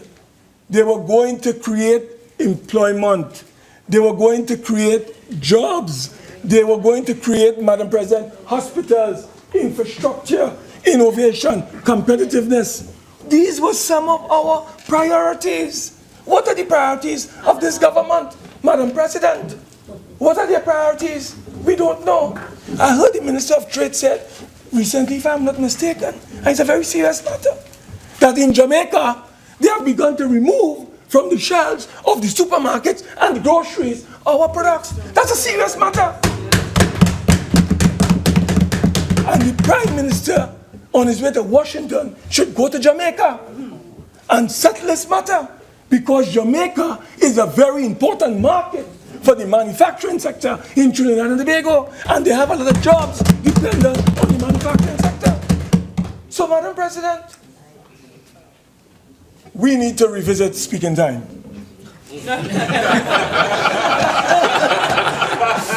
40 minutes is totally inadequate. I need an hour, Madam President. So, no, I wasn't. The Senate. But anyway, Madam President, I think I'll ask my friend Danny to allow me to sit with you on the Standing Orders Committee so we can sit together and dialogue. Because we need to have more speaking time. 40 minutes is too short for members of this Honourable. It must be at least the same level as our friends in the other place, 45 as a minimum. Madam President, I thank you very much. Senator Mahabir.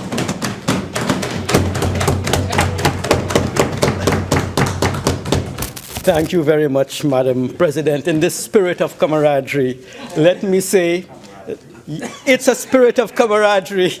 Let me say that I agree with Senator Mark with respect to speaking time. I will try my best to influence it as well in the Standing Orders Committee. And in the spirit of camaraderie, let me also indicate that I support the motion of the Minister of Finance. Not that we on the independent bench sit on the fence, where we are friends with everybody, but we are enemies to none, Madam President. So we do have an excellent working relationship. And on behalf of the independent bench, let me thank Senator Mark publicly for giving way on the last occasion that we met, so that a member of my bench would have been able to proceed with her motion. And it shows the courtesies which are extended amongst all members of the Senate. Madam President, as I said, I stand in support of the motion the two motions moved by the Honourable Minister of Finance. And as I support the Minister, I would raise some issues which I hope he would be persuaded to consider seriously. The Minister indicated, Madam President, that we need to look at our system of taxation, and especially our taxation with respect to luxury items, no doubt on account of the fact that the financial environment facing the Ministry of Finance is such that we need to review our entire system of taxation. Petroleum taxation, I am sure his technical officers are examining that. The concessions to the corporate sector, I am sure his corporate advisors are looking into those concessions which can be removed so that he can earn more revenue. And we are now looking at our system of taxation on individuals and corporations. He may be looking at the corporate tax, the personal income tax rates. I think we are at the stage where we need to be looking at our entire tax structure to determine, Madam President, whether the tax structure that we have is one that conforms to an efficient and equitable system of taxation. We need taxes to be simple to collect. We need taxes to be fair so that individuals will not be seriously disadvantaged when they pay the taxes.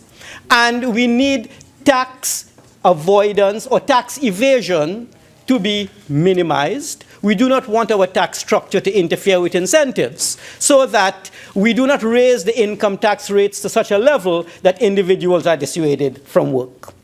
It is in this context that we are addressing the issue of the luxury tax. Why a tax on luxury items? And the Minister, of course, is quite correct when he indicated that there are professorial chairs with respect to tax policy in the world. In fact, in an old incarnation, one of my own specialties was a subject called public finance, where you had to study not taxation, but the philosophy of taxation. And if I may be permitted, and I'm focusing on the motion because I'm going somewhere I can assure this Honourable Senate, there are really, Madam President, two bases to impose a tax, two justifications and two rationales. The first is the benefit criterion, and the second is the ability to pay criterion that Senator Mark alluded to. Benefit criterion. There is a position that all of us in the society must pay if we benefit from the provision of goods and services supplied by some arm of the state. The most effective benefit taxes are really the local taxes. Property taxes are levied in locales where, because people live in a particular area and they benefit from the goods and services of the local government corporation, their properties are subject to that tax and is used to finance the expenditures of local government. In the North Atlantic, usually it is education, but we now have centralized education, so our benefits tax here will be largely a local government tax. And our luxury tax is really based on an ability to pay. What is this ability to pay all about? It says that there are certain people in our society, for whatever reason, can pay this tax, and there are others who can't. Who are the people who can't? The people who can't are the people who live at a particular level in the income stratum, and they must cover their basic needs, and the type of goods that they consume are not really luxury goods defined as goods that you consume when your income level rises. So that the poorer citizens in our society, the governments will normally give consideration to the type of goods that they consume. So you will tax smoked salmon, but you will look favorably at smoked herring.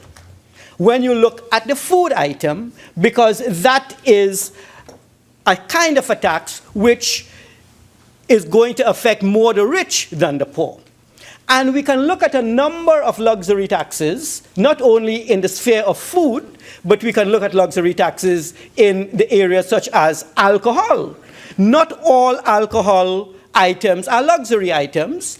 There are some items like champagne, scotch, and expensive wines, I'd imagine, where as your income rises, you tend to consume more of it, and if your income falls, you will then consume more things like stout and beer and rum. So that not all alcohol is made equal. Some alcoholic drinks are consumed more by the lower income members of our society, and some alcoholic products by the wealthier persons. And we levy a tax on champagne that may be greater than a tax on beer, because we say the wealthier person can afford to pay, because after he has paid this tax on champagne, he still has a considerable amount of funds left for his basic needs: food, clothing, housing, shelter.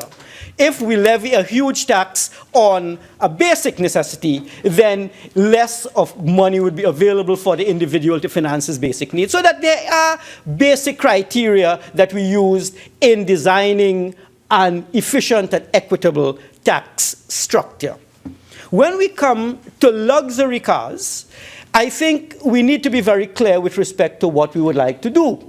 The luxury car is a car that, according to the minister, according to the motion, has a CC rating in excess, let us say, of 2,000 cc's. It is a larger machine, and it is a larger machine with maybe more features, so it's a different specification altogether than a smaller car, which is used basically for transport. Less than normally in this country, it's a 1299, 1300 cc cars, the Tidas and the Yaris and so on, that are the more standard vehicles. The larger vehicles are going to be the 1999 and above.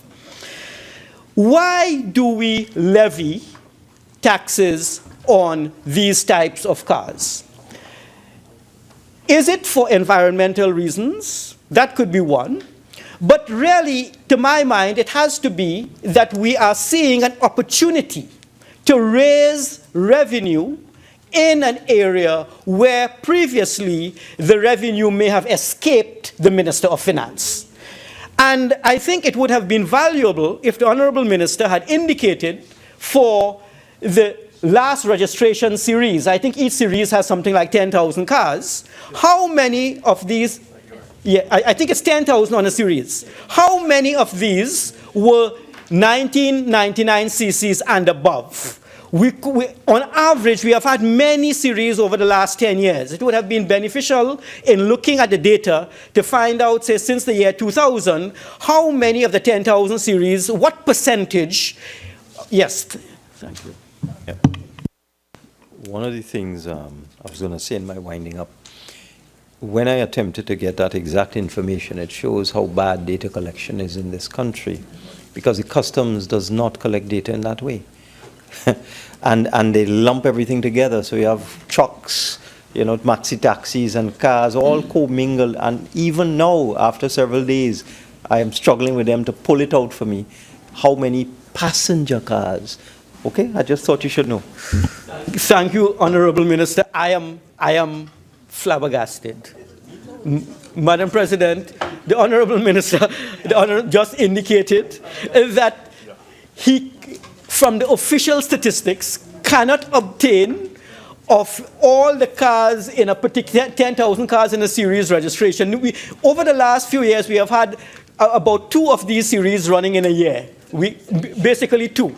And it should have been possible in my mind to find out of the 10,000, how many of these were passenger cars with 1999 cc ratings and above. In that way, we would have been able to know the numbers. We would have been able to identify the revenue that he will collect, given the fact that the demand for these automobiles, and this is where we need data. What is the state of demand for these luxury cars? It is called, in the field in which I belong, an inelastic demand. What does that mean? It means that if you raise the price by 10%, demand may fall by 2%.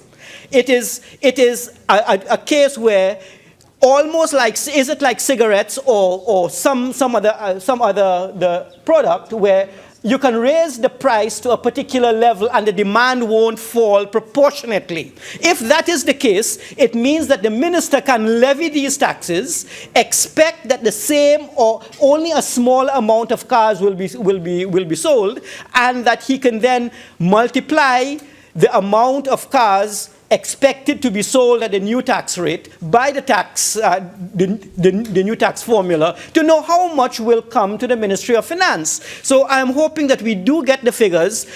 At least I would have liked to know from the dealers themselves, the luxury dealers in this country, the Mercedes, the Audis, the BMWs, etc. How many did they sell over the last year, and collect the data from that source as opposed to the official statistics. But I am seeing an opportunity for revenue raising that once we have the data, it should be able to give us an indication of how much the Honourable Minister will be able to collect in the next year. In that way, we are saying that the wealthier individual, he or she is the person who will buy the Jaguar, and that person who will buy the luxury vehicle has a greater ability to pay. My own position is there really should be no moratorium.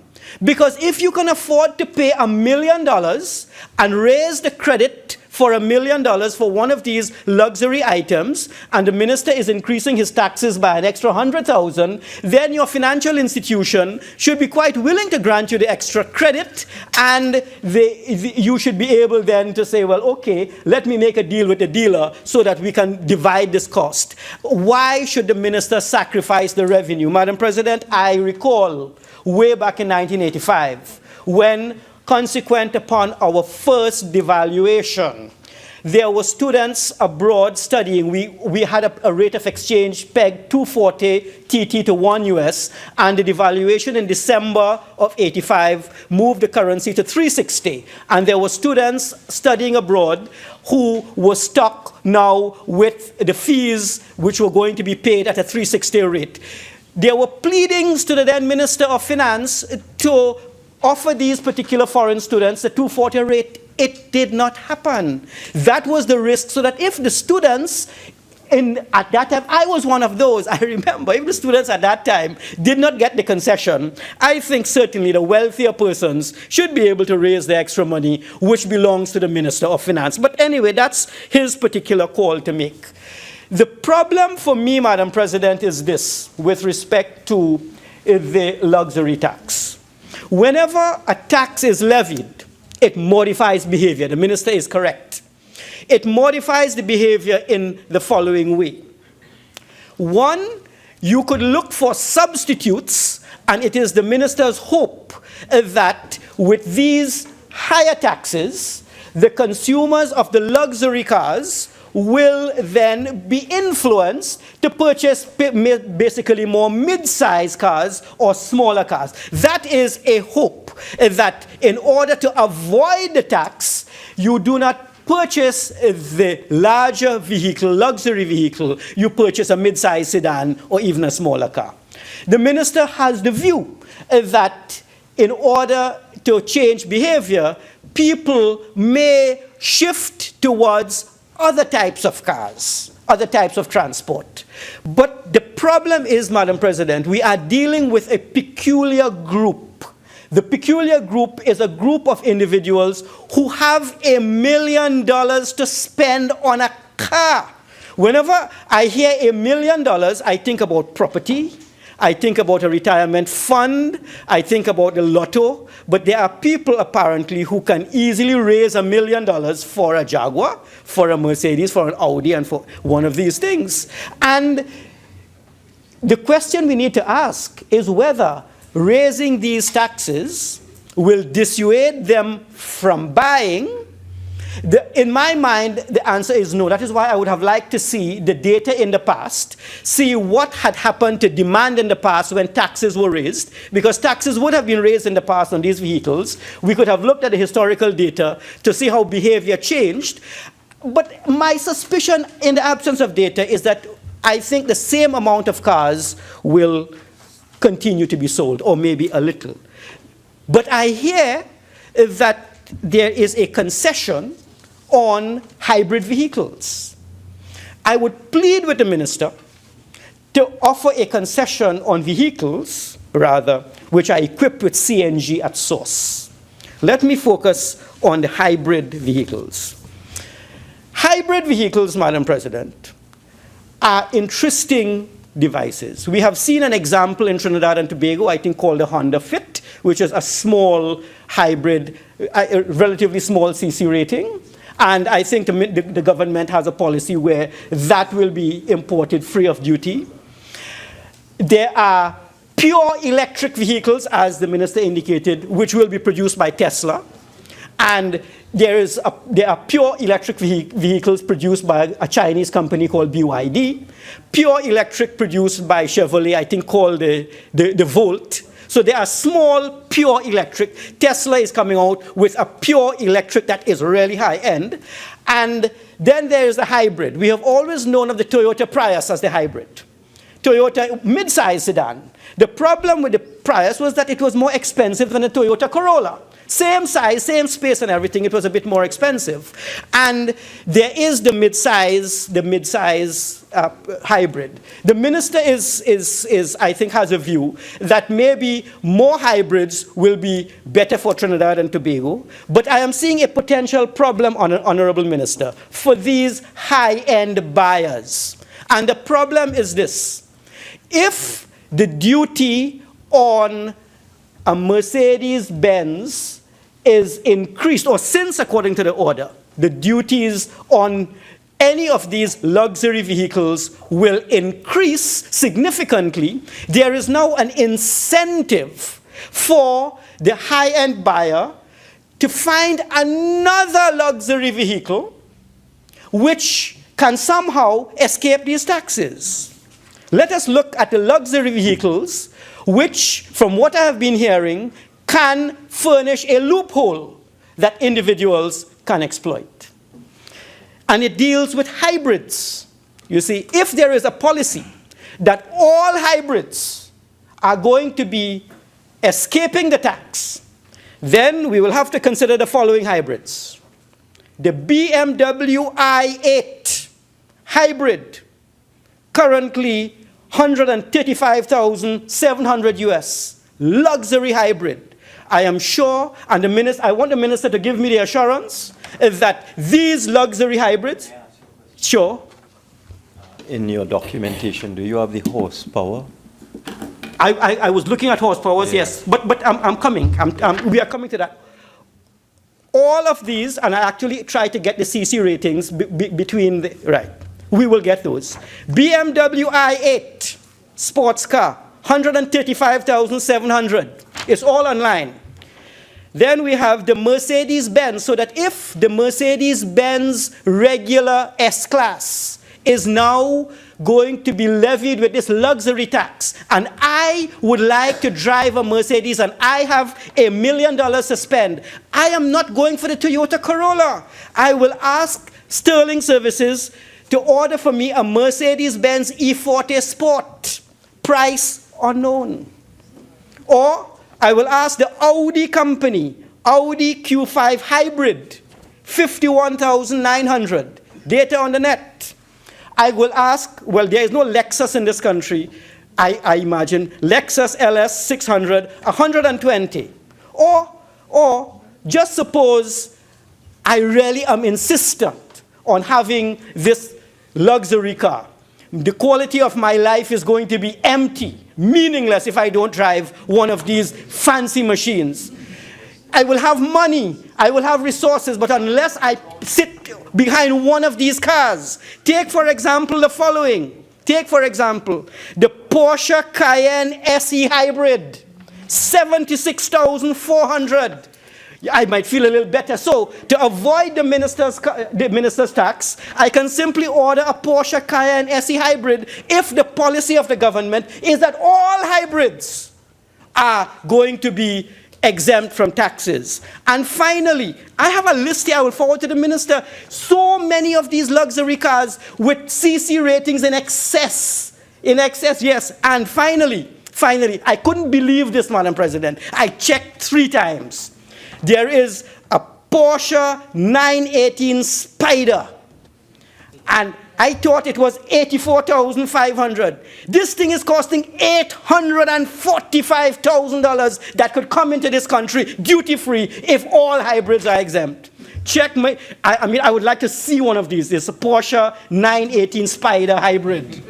And Madam President, I don't know much time, but we have the Audi, we have the Acura, we have the BMW, we have the Infiniti, we have the Lexus, we have the Nissan Pathfinder, we have the Subaru, we have the one we're familiar, Toyota Highlander, which is in hybrid, the Volkswagen Touareg, the Cadillac Escalade, and I go on and on. These are not, Mr. Minister, Volts. These are not the Chinese BYD. These are not the Prius. It used to be in 2010, when we spoke about a hybrid, we spoke about a little car that was a bit beyond a golf cart.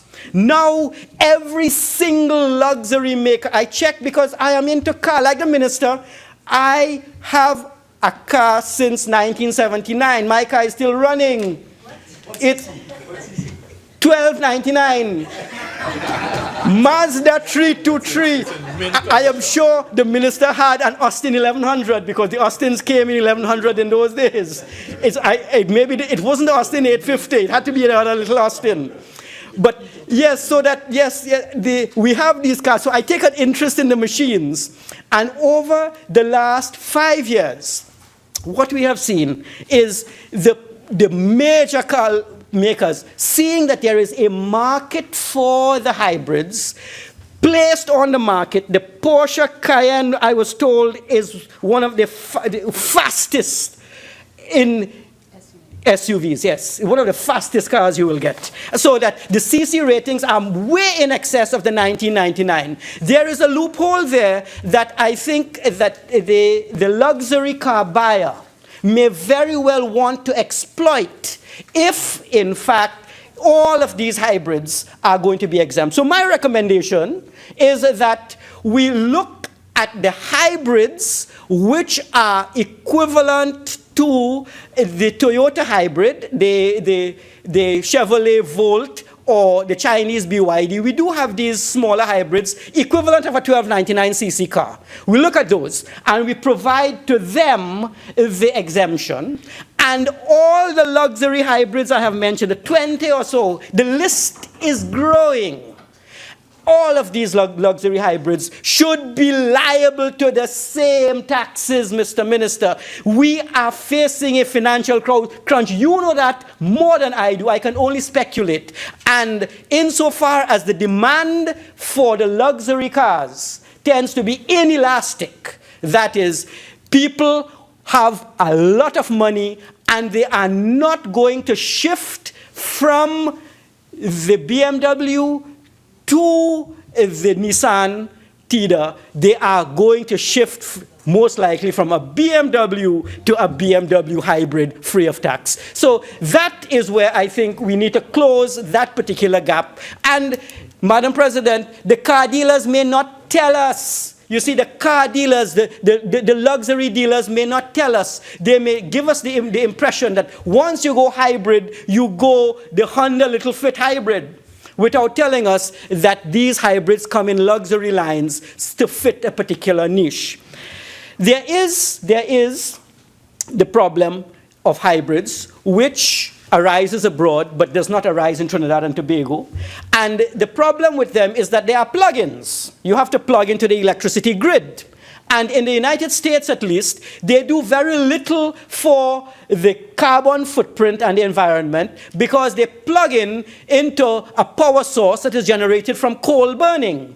And so in any event, while you are replacing petroleum with really coal, and the carbon sulfur emissions would basically be unchanged. In Trinidad, we use natural gas, and that issue does not arise.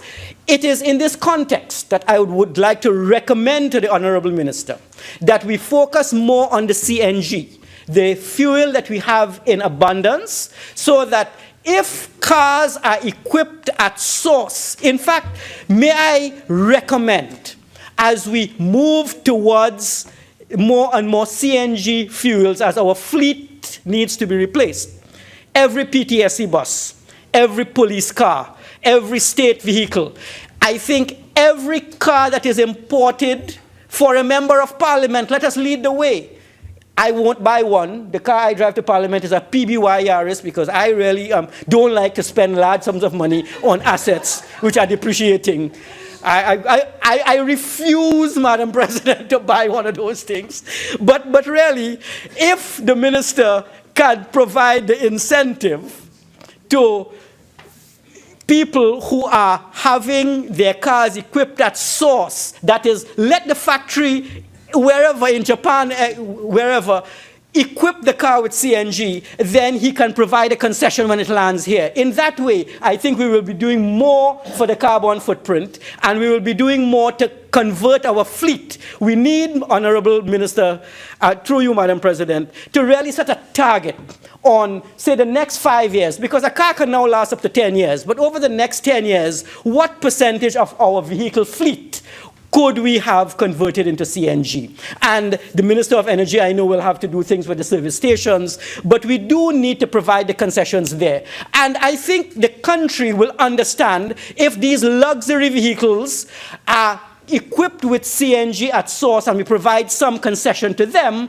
they might say, well, yeah, we understand he's giving a concession because we are converting to CNG. So that if we move away from hybrids and into CNG, I think, and provide the concessions there, we will be, Madam President, going some way towards ensuring that we reduce the carbon footprint, and at the same time, we can close the potential loophole if we treat all hybrids equally.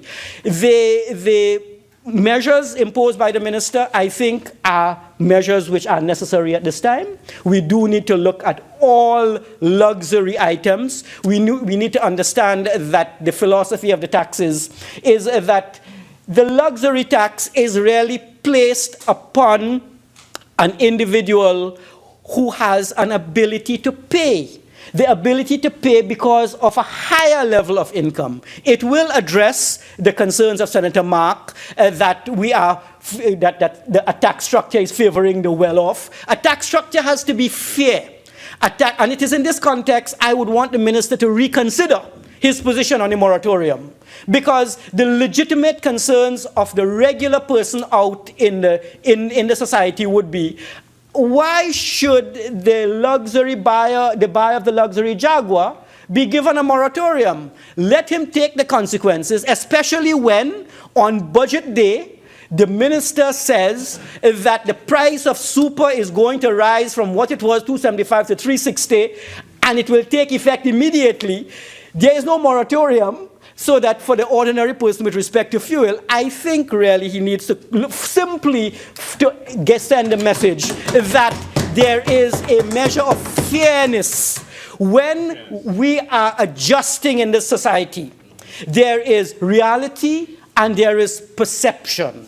We need not only to adjust fairly in reality, but at the level of the government and the state, we need to send the correct message as well, that all of us will share in the burdens. All of us will have to make the necessary adjustments.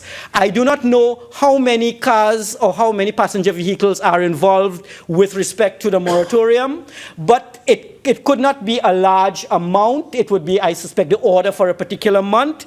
I am of the view that once you have ordered one of these, you have a line of credit you should be able to pay, simply to send a signal that all of us will be subject to this particular tax. Madam President, I think that as we look at our tax structure across the board, we look at our concessions, more and more we need to be guided by the principle of fairness and equity. Our tax system must be efficient, and we are moving there. Luxury taxes are taxes that I support. Luxury taxes are, and the reason I support them, Madam President, as opposed to taxes on basic commodities, is simple. A luxury tax is a tax on an item for which a substitute exists. Once a substitute exists, the individual has an option to consume the cheaper substitute, but if he or she insists on purchasing one of these high-end items, then I think the person must pay the taxes. And we must at all times understand the incentive effect at work. Taxes set up a powerful incentive. One is to find a way to escape it. And we need to close, if we identify loopholes, any loopholes which can be exploited, so that individuals will continue to enjoy the benefits and escape the tax. And in this context, I would like to reiterate my position. On these hybrid vehicles, let us just put a CC rating on them, $12.99, everything else subject to the normal tax structure as imposed by the minister. Madam President, I thank you.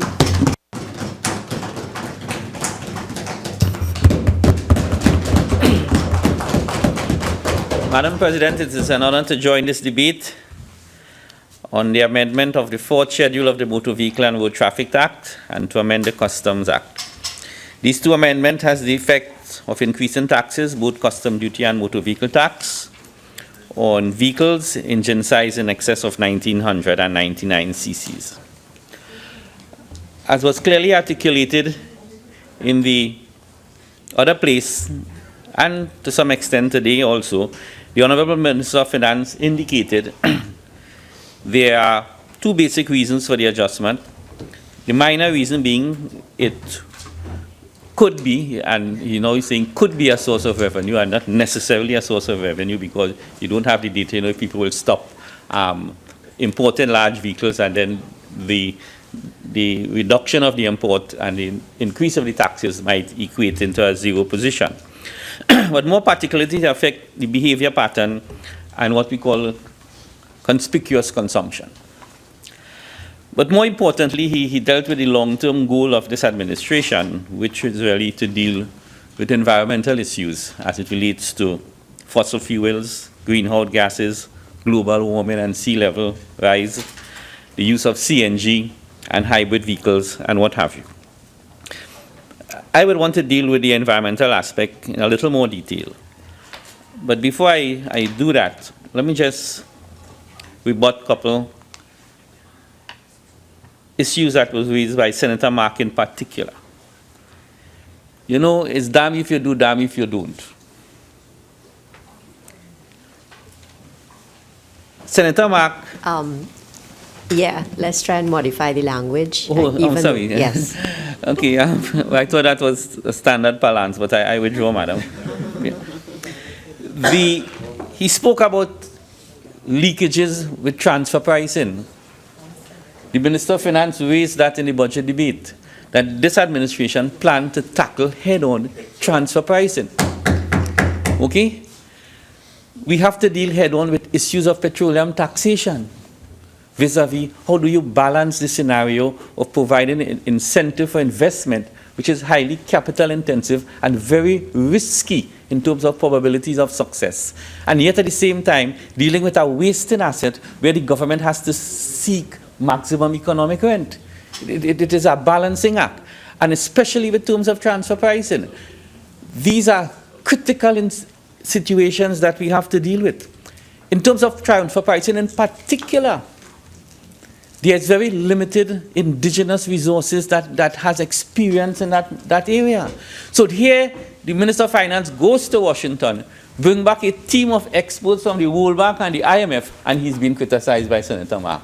And then in the same breath, he's saying we have to do something about transfer pricing. It is totally inconsistent in logic.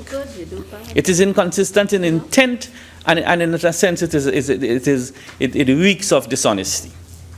So the IMF team is here to provide technical advice on specific issues, in particular oil and gas taxation, transfer pricing, and where leakage occurs, if at all. That's it. That's the long and short of it.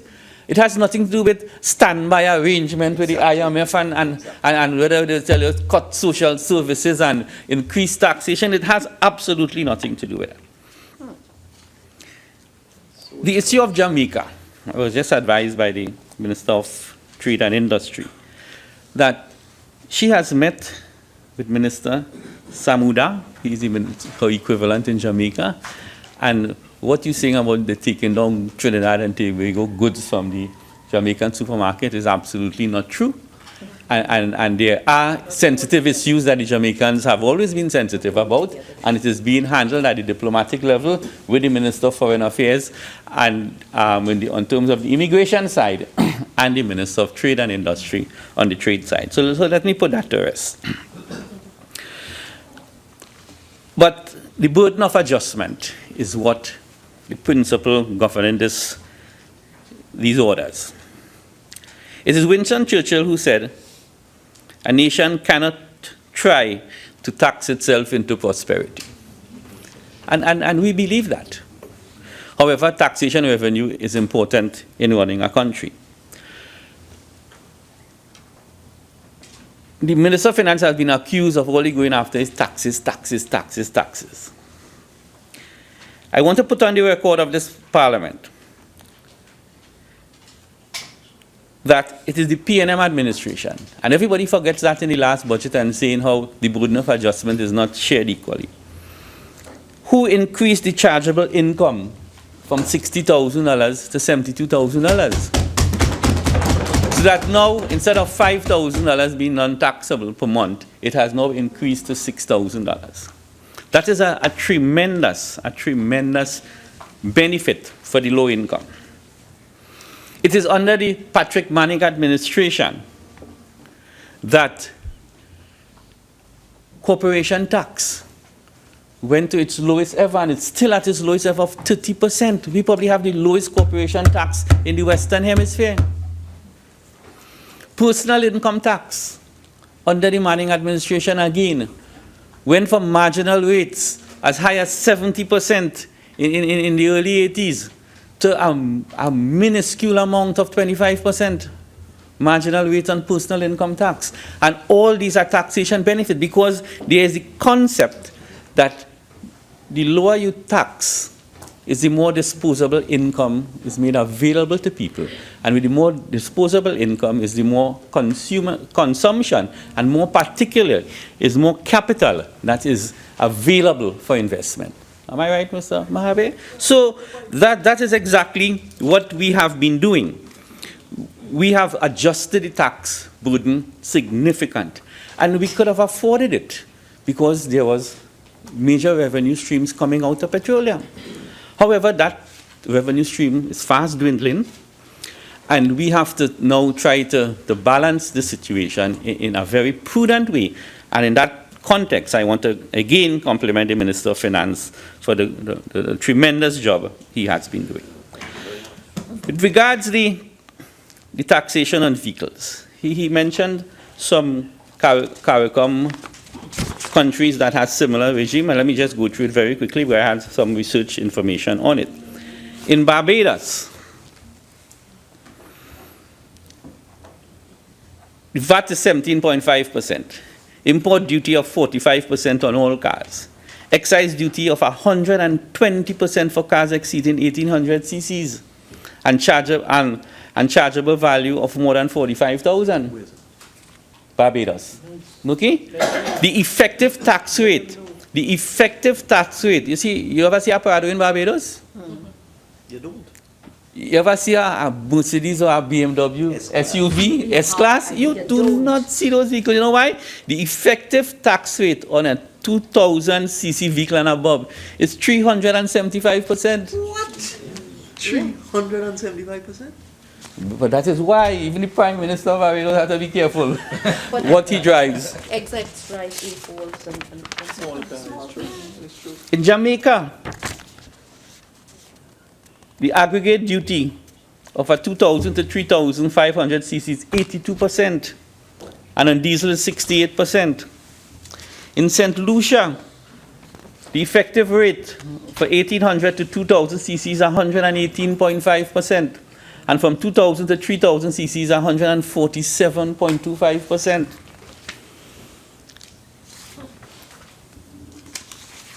So, Madam President, we are doing what we have to do. The Minister of Finance has indicated it is not census strict to a revenue stream item or revenue earning item, but it's more to affect behavior patterns. So now, Madam President, the behavior patterns is really on the fossil fuel side. You know, I have been in the oil industry for many years, since 1980 to today.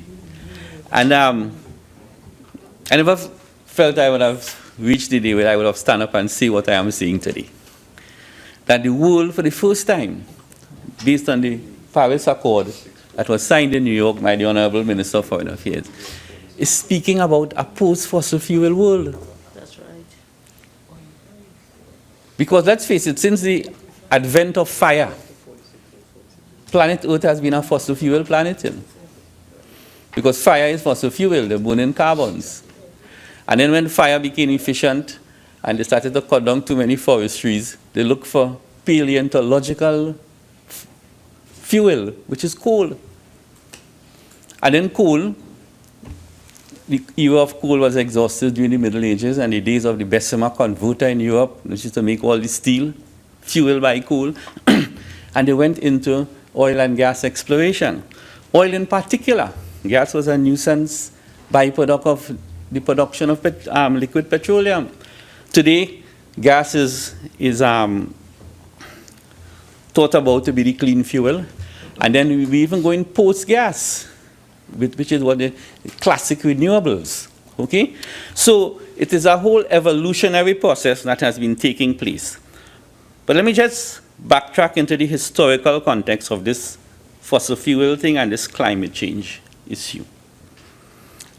Most of you, not that you all wouldn't, probably some of you wouldn't remember this, but if you read the literature, the pre-1973 era, in 1973 had the Arab oil embargo, the formation of OPEC, and petroleum prices went up 400% within a couple months. Take your mind back to the pre-1973 era in the United States. The Minister of Finance spoke about the gas guzzler tax. That was the era of the gas guzzler. The Chevys, the Buick, the Oldsmobile, the big long cars. I'm sure Senator Hadeed had one. Massive long vehicles, guzzling gas, something like 6 miles per gallon. And that was the great 1960s and 70s of America. It was the golden era of American prosperity. It was epitomized by the topless sports vehicle. And you see the movies about them. Added to which, it was also what we call the smokestack era, with these big silos pumping carbon dioxide and sulfur dioxide into the atmosphere. And then it was also what we call the fuel oil era in electricity generation. I spoke at the last time I spoke here about the refineries that we had in the Caribbean, Curaçao, Aruba, St. Croix, and Pointe-à-Pierre, that was designed to refine fuel oil to fire the turbines of the northeast coast of the United States.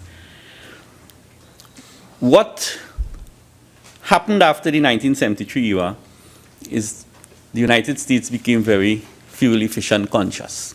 So they started to deal with fuel efficiency, smaller vehicles, and what have you. The speed limit changed for that.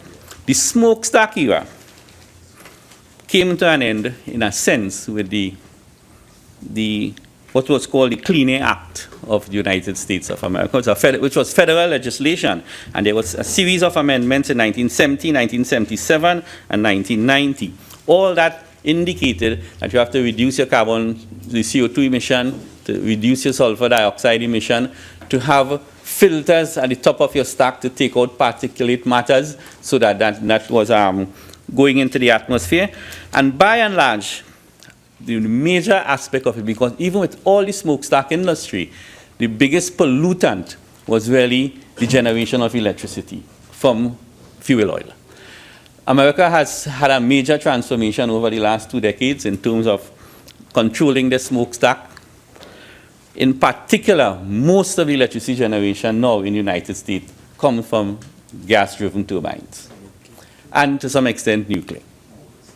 But coal, probably in certain parts of the Midwest, they're still coal. But the transformation is taking place because, remember, they didn't have the gas, the quantum of gas, and gas was not transportable. There wasn't an LNG industry, and then they couldn't ship gas because Canada didn't have much gas fields. It was mostly oil fields. But they are making a major transition into gas-driven turbines.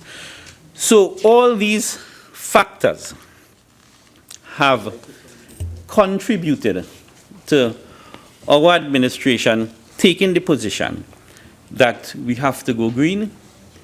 We have to deal frontally with the issue of climate change, of global warming, of the carbon footprint. All these are terminologies that have become in vogue, sea level rises, and all these are interrelated. I can recall the global warming issue really took a quantum leap from Al Gore. In particular, he has been one of the champions. I remember listening to a lecture from him on the net, not physically, where he introduced himself as saying, "My name is Al Gore. I used to be the next president of the United States." So, but he has been one of the main champions in getting the scientific world to accept. Is the way he made his presentation. He wasn't a scientist per se, but he compiled the data, and the Al Gore Foundation or whatever he represented did in fact make a major claim into this global warming. Today, 80% of all the scientists who are dealing with this matter have concluded that global warming is a man-made issue, and there's enough evidence because there are now satellite images from outer space that shows you how water vapor, carbon dioxide, and sulfur dioxide traps the heat because the heat cannot radiate in the night coming out of the planet. So it is a real issue. As a geologist myself, I wasn't totally sold out of global warming initially, because when you study the Quaternary, which is the latest epoch in the history of the Earth, the Quaternary period was characterized by glaciation and warm periods. So every 300 or 400 years, you have a period of glaciation, and then you have a retreat of the glaciers with warming. So there's a cyclicity of global temperature through historic time. No confusion there. Okay, so cold spells, warm spells, cold spells, warm spells. So if we put the current situation into that level of cyclicity, you may want to conclude as a scientist that nothing is man-made about it. But today I have now reconsidered that position, and I am totally convinced as a scientist that global warming is real, global warming is man-made, and global warming can only be solved by the intervention of humanity to save its own self and to save the planet. And in that sense, I compliment the Paris Agreement and the signing of the documents in New York by our Honourable Minister of Foreign Affairs. And the world has now bought in for the first time. They have set new guidelines and new criteria that global warming should not increase by more than 1.5% of the pre-industrial temperature. And I think if there is buy-in to that, I think it will happen. I will spend a couple of minutes now on CNG. Madam President, somebody quoted the Minister of Finance in a previous incarnation saying that CNG would not work. But the reason that was said was because it was taken out of context. CNG could never have worked in Trinidad and Tobago if diesel prices remained at $1.50 TT per litre. Because there would have been no incentive to change. How can you compete with diesel at $1.50 TT cents per litre with a conversion cost and with a greater expense even though you're ordering a CNG vehicle new than a normal vehicle? And plus, well, I'll deal with that later on. But let me just look, I have a printout here of diesel prices in the world. Trinidad and Tobago has the 10th cheapest diesel price in the world as we speak. Even with the 15% increase, I'm telling you. Okay, the 10th cheapest diesel price in the world, even after it was increased to $2 TT per $2 TT with a 15% increase. I regretfully say the cheapest diesel in the world, again I am very careful about speaking about other countries because there's diplomacy and we have to realize that we are a sitting government, so we have to be careful what we say. The cheapest diesel in the world, Madam President, is Venezuela. You know what's the price of a litre in US dollars? Well, it's not US cents. 0.01 dollars, which is 1 cent US per litre. 6 cents TT, 6.5 cents TT per litre. No wonder Venezuela is in the problem they are in. But I see nothing about a sovereign state. And to show you what is development and what is underdevelopment, I want to draw your attention to who has the most expensive diesel in the world. And none of you will believe this piece of information. At $1.60 US cents per litre is Norway. Norway has hydrocarbons, you know. But Norway has taken a decision to tax, not to subsidize, to tax diesel. And Norway, with $850 billion US dollars in the sovereign fund, is talking about life post-fossil fuel. And as the Minister of Finance said in the House, Saudi Arabia, the great Saudi Arabia, is starting to speak that language. Madam President, it is high time that Trinidad and Tobago start to speak the language of post-fossil fuel.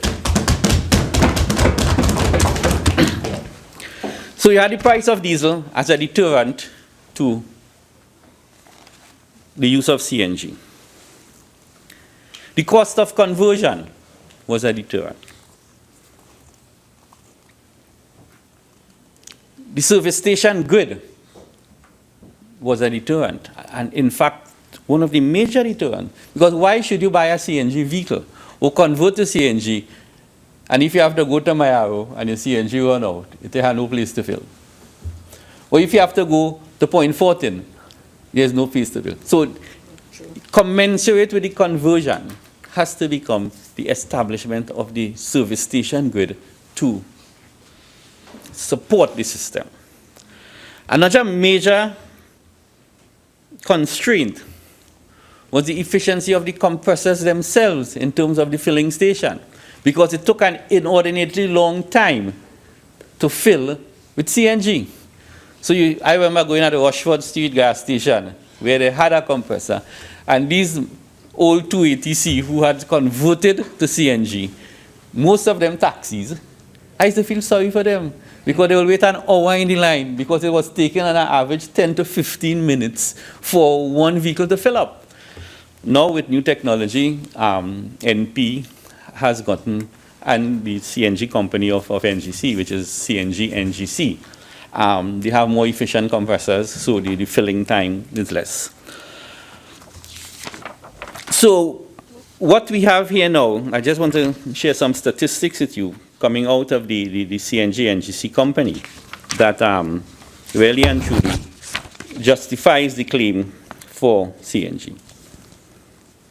As we speak, CNG is the cleanest fossil fuel available. So while it is fossil fuel, it is the cleanest fossil fuel. So it is a step in the right direction. That is in terms of the carbon footprint. In Trinidad now, based on the increase in the price of diesel, CNG is now 50% less expensive than diesel. And I assume when the total reduction of the subsidy comes in the coming year or two, that percentage will be significantly increased in terms of how less expensive it would be than diesel. It is 72% cheaper than super and 82% cheaper than premium. So that in itself is a financial and economic justification.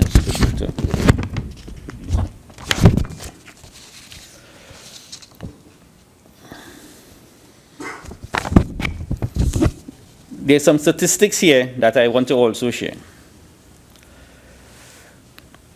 A maxi taxi driver using an average of 20,000 liters of diesel per year, which is the average for a maxi taxi, 20,000 liters of diesel per year, on switching to CNG will save $20,000 annually.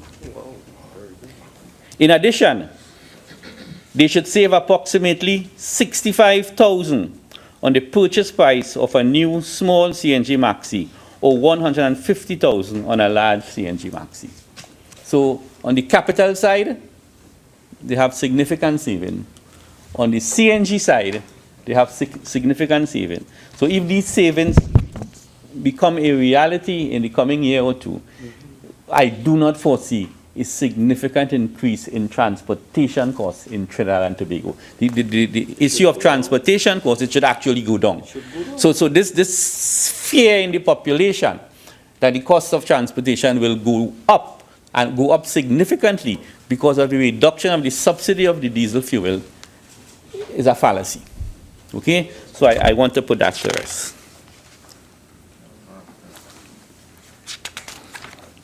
And finally, Madam President, is the issue which I think is the most challenging really,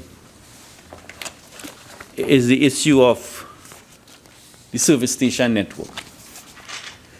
Because nobody will convert to CNG unless there is a reliable, well-distributed, nationally CNG grid of stations. And let me just go on the record and say this. Even the service station network for liquid fuels is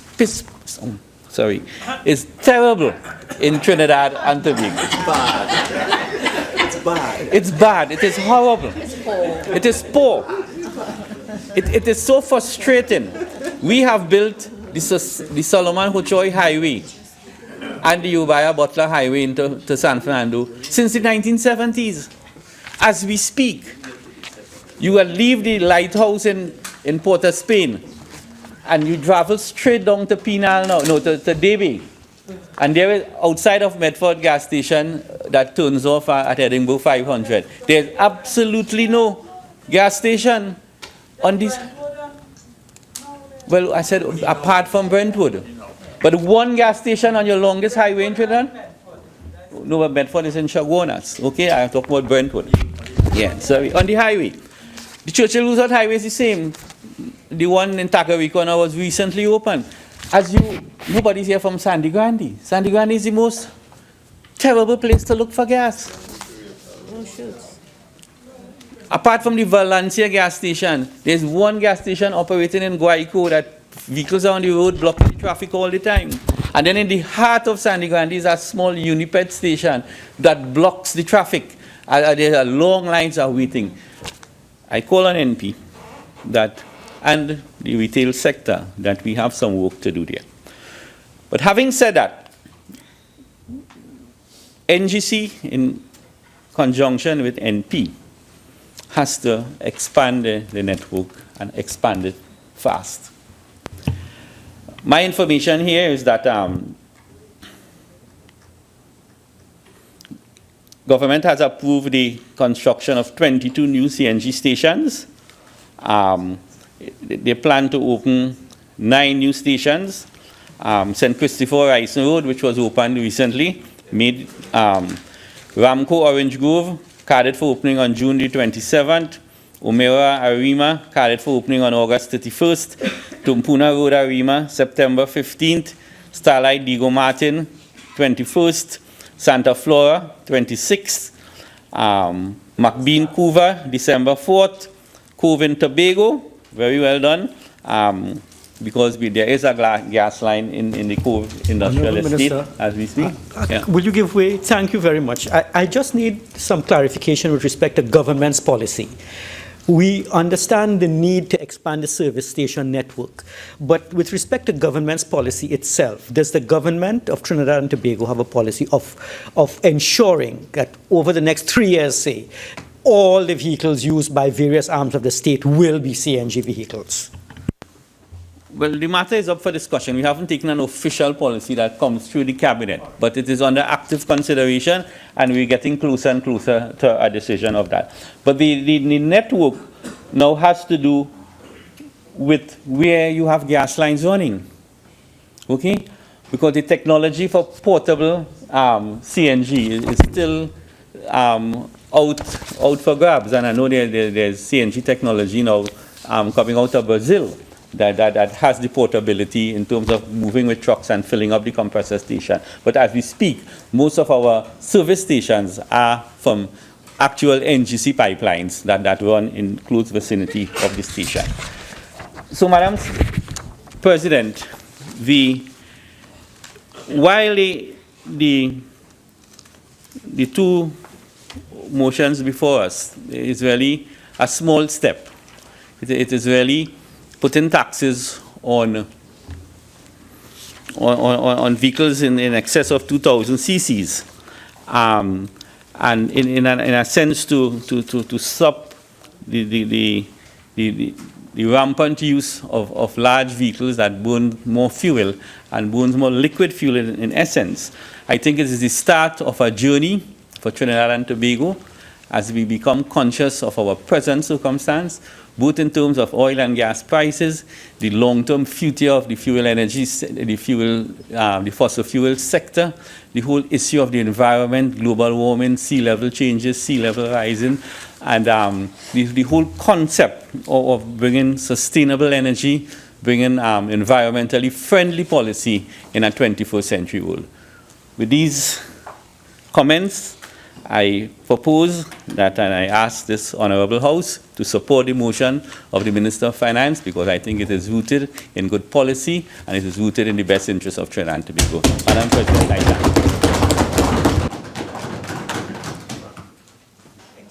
Senator Hadeed.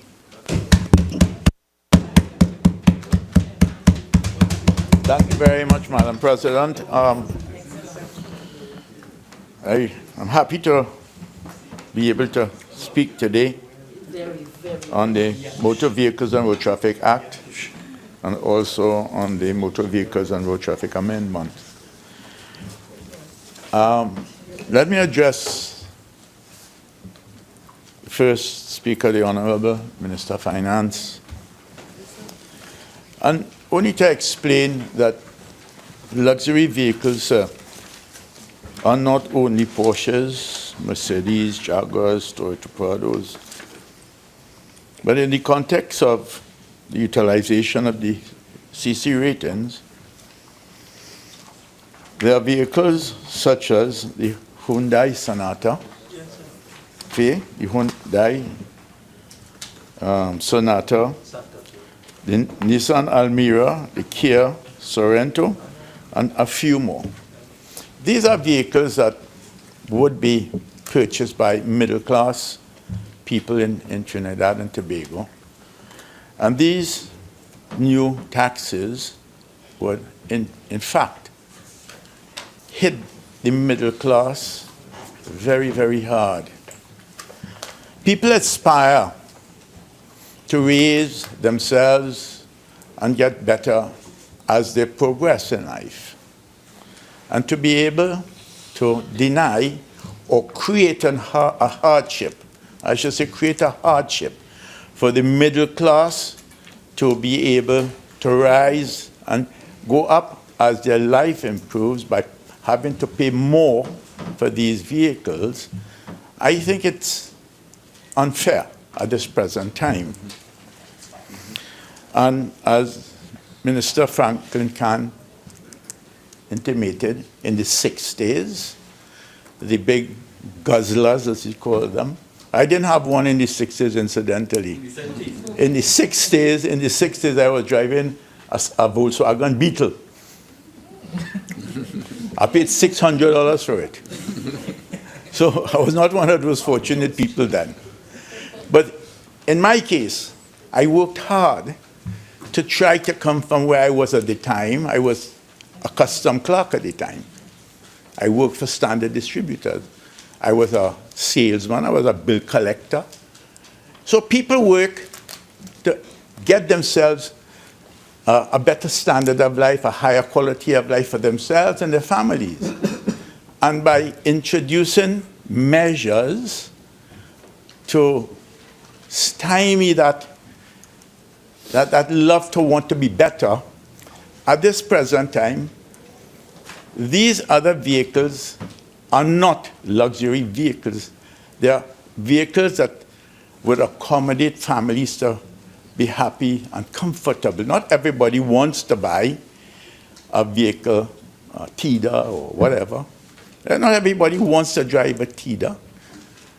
But again, give consideration, please, to the middle class in our society. Because a lot of people are middle class still. Let us not carry them downwards. Let us help them to come to get a higher standard of life.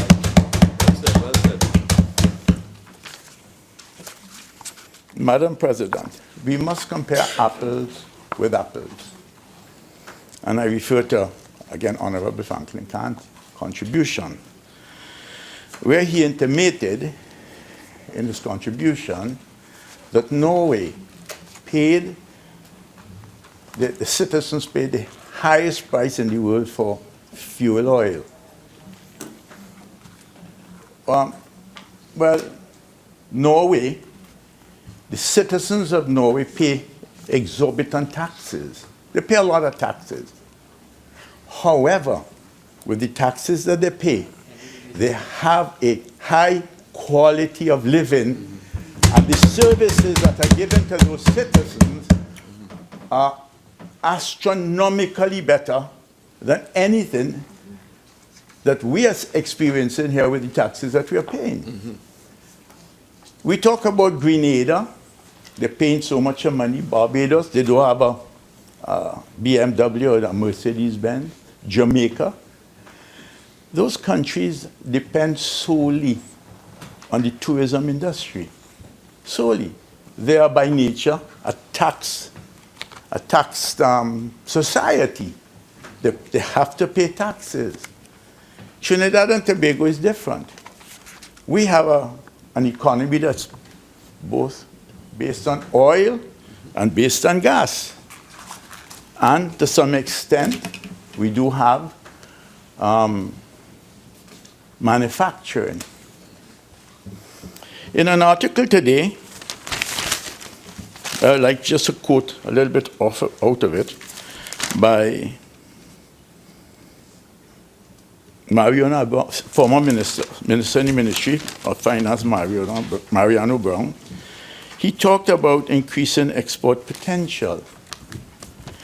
One would have expected that we would have heard today that whilst we are phasing out fossil fuels, what alternatives would we have, or would we be able to get investments in? Have we identified those areas that we can attract investment? As we all know, LNG is a diminishing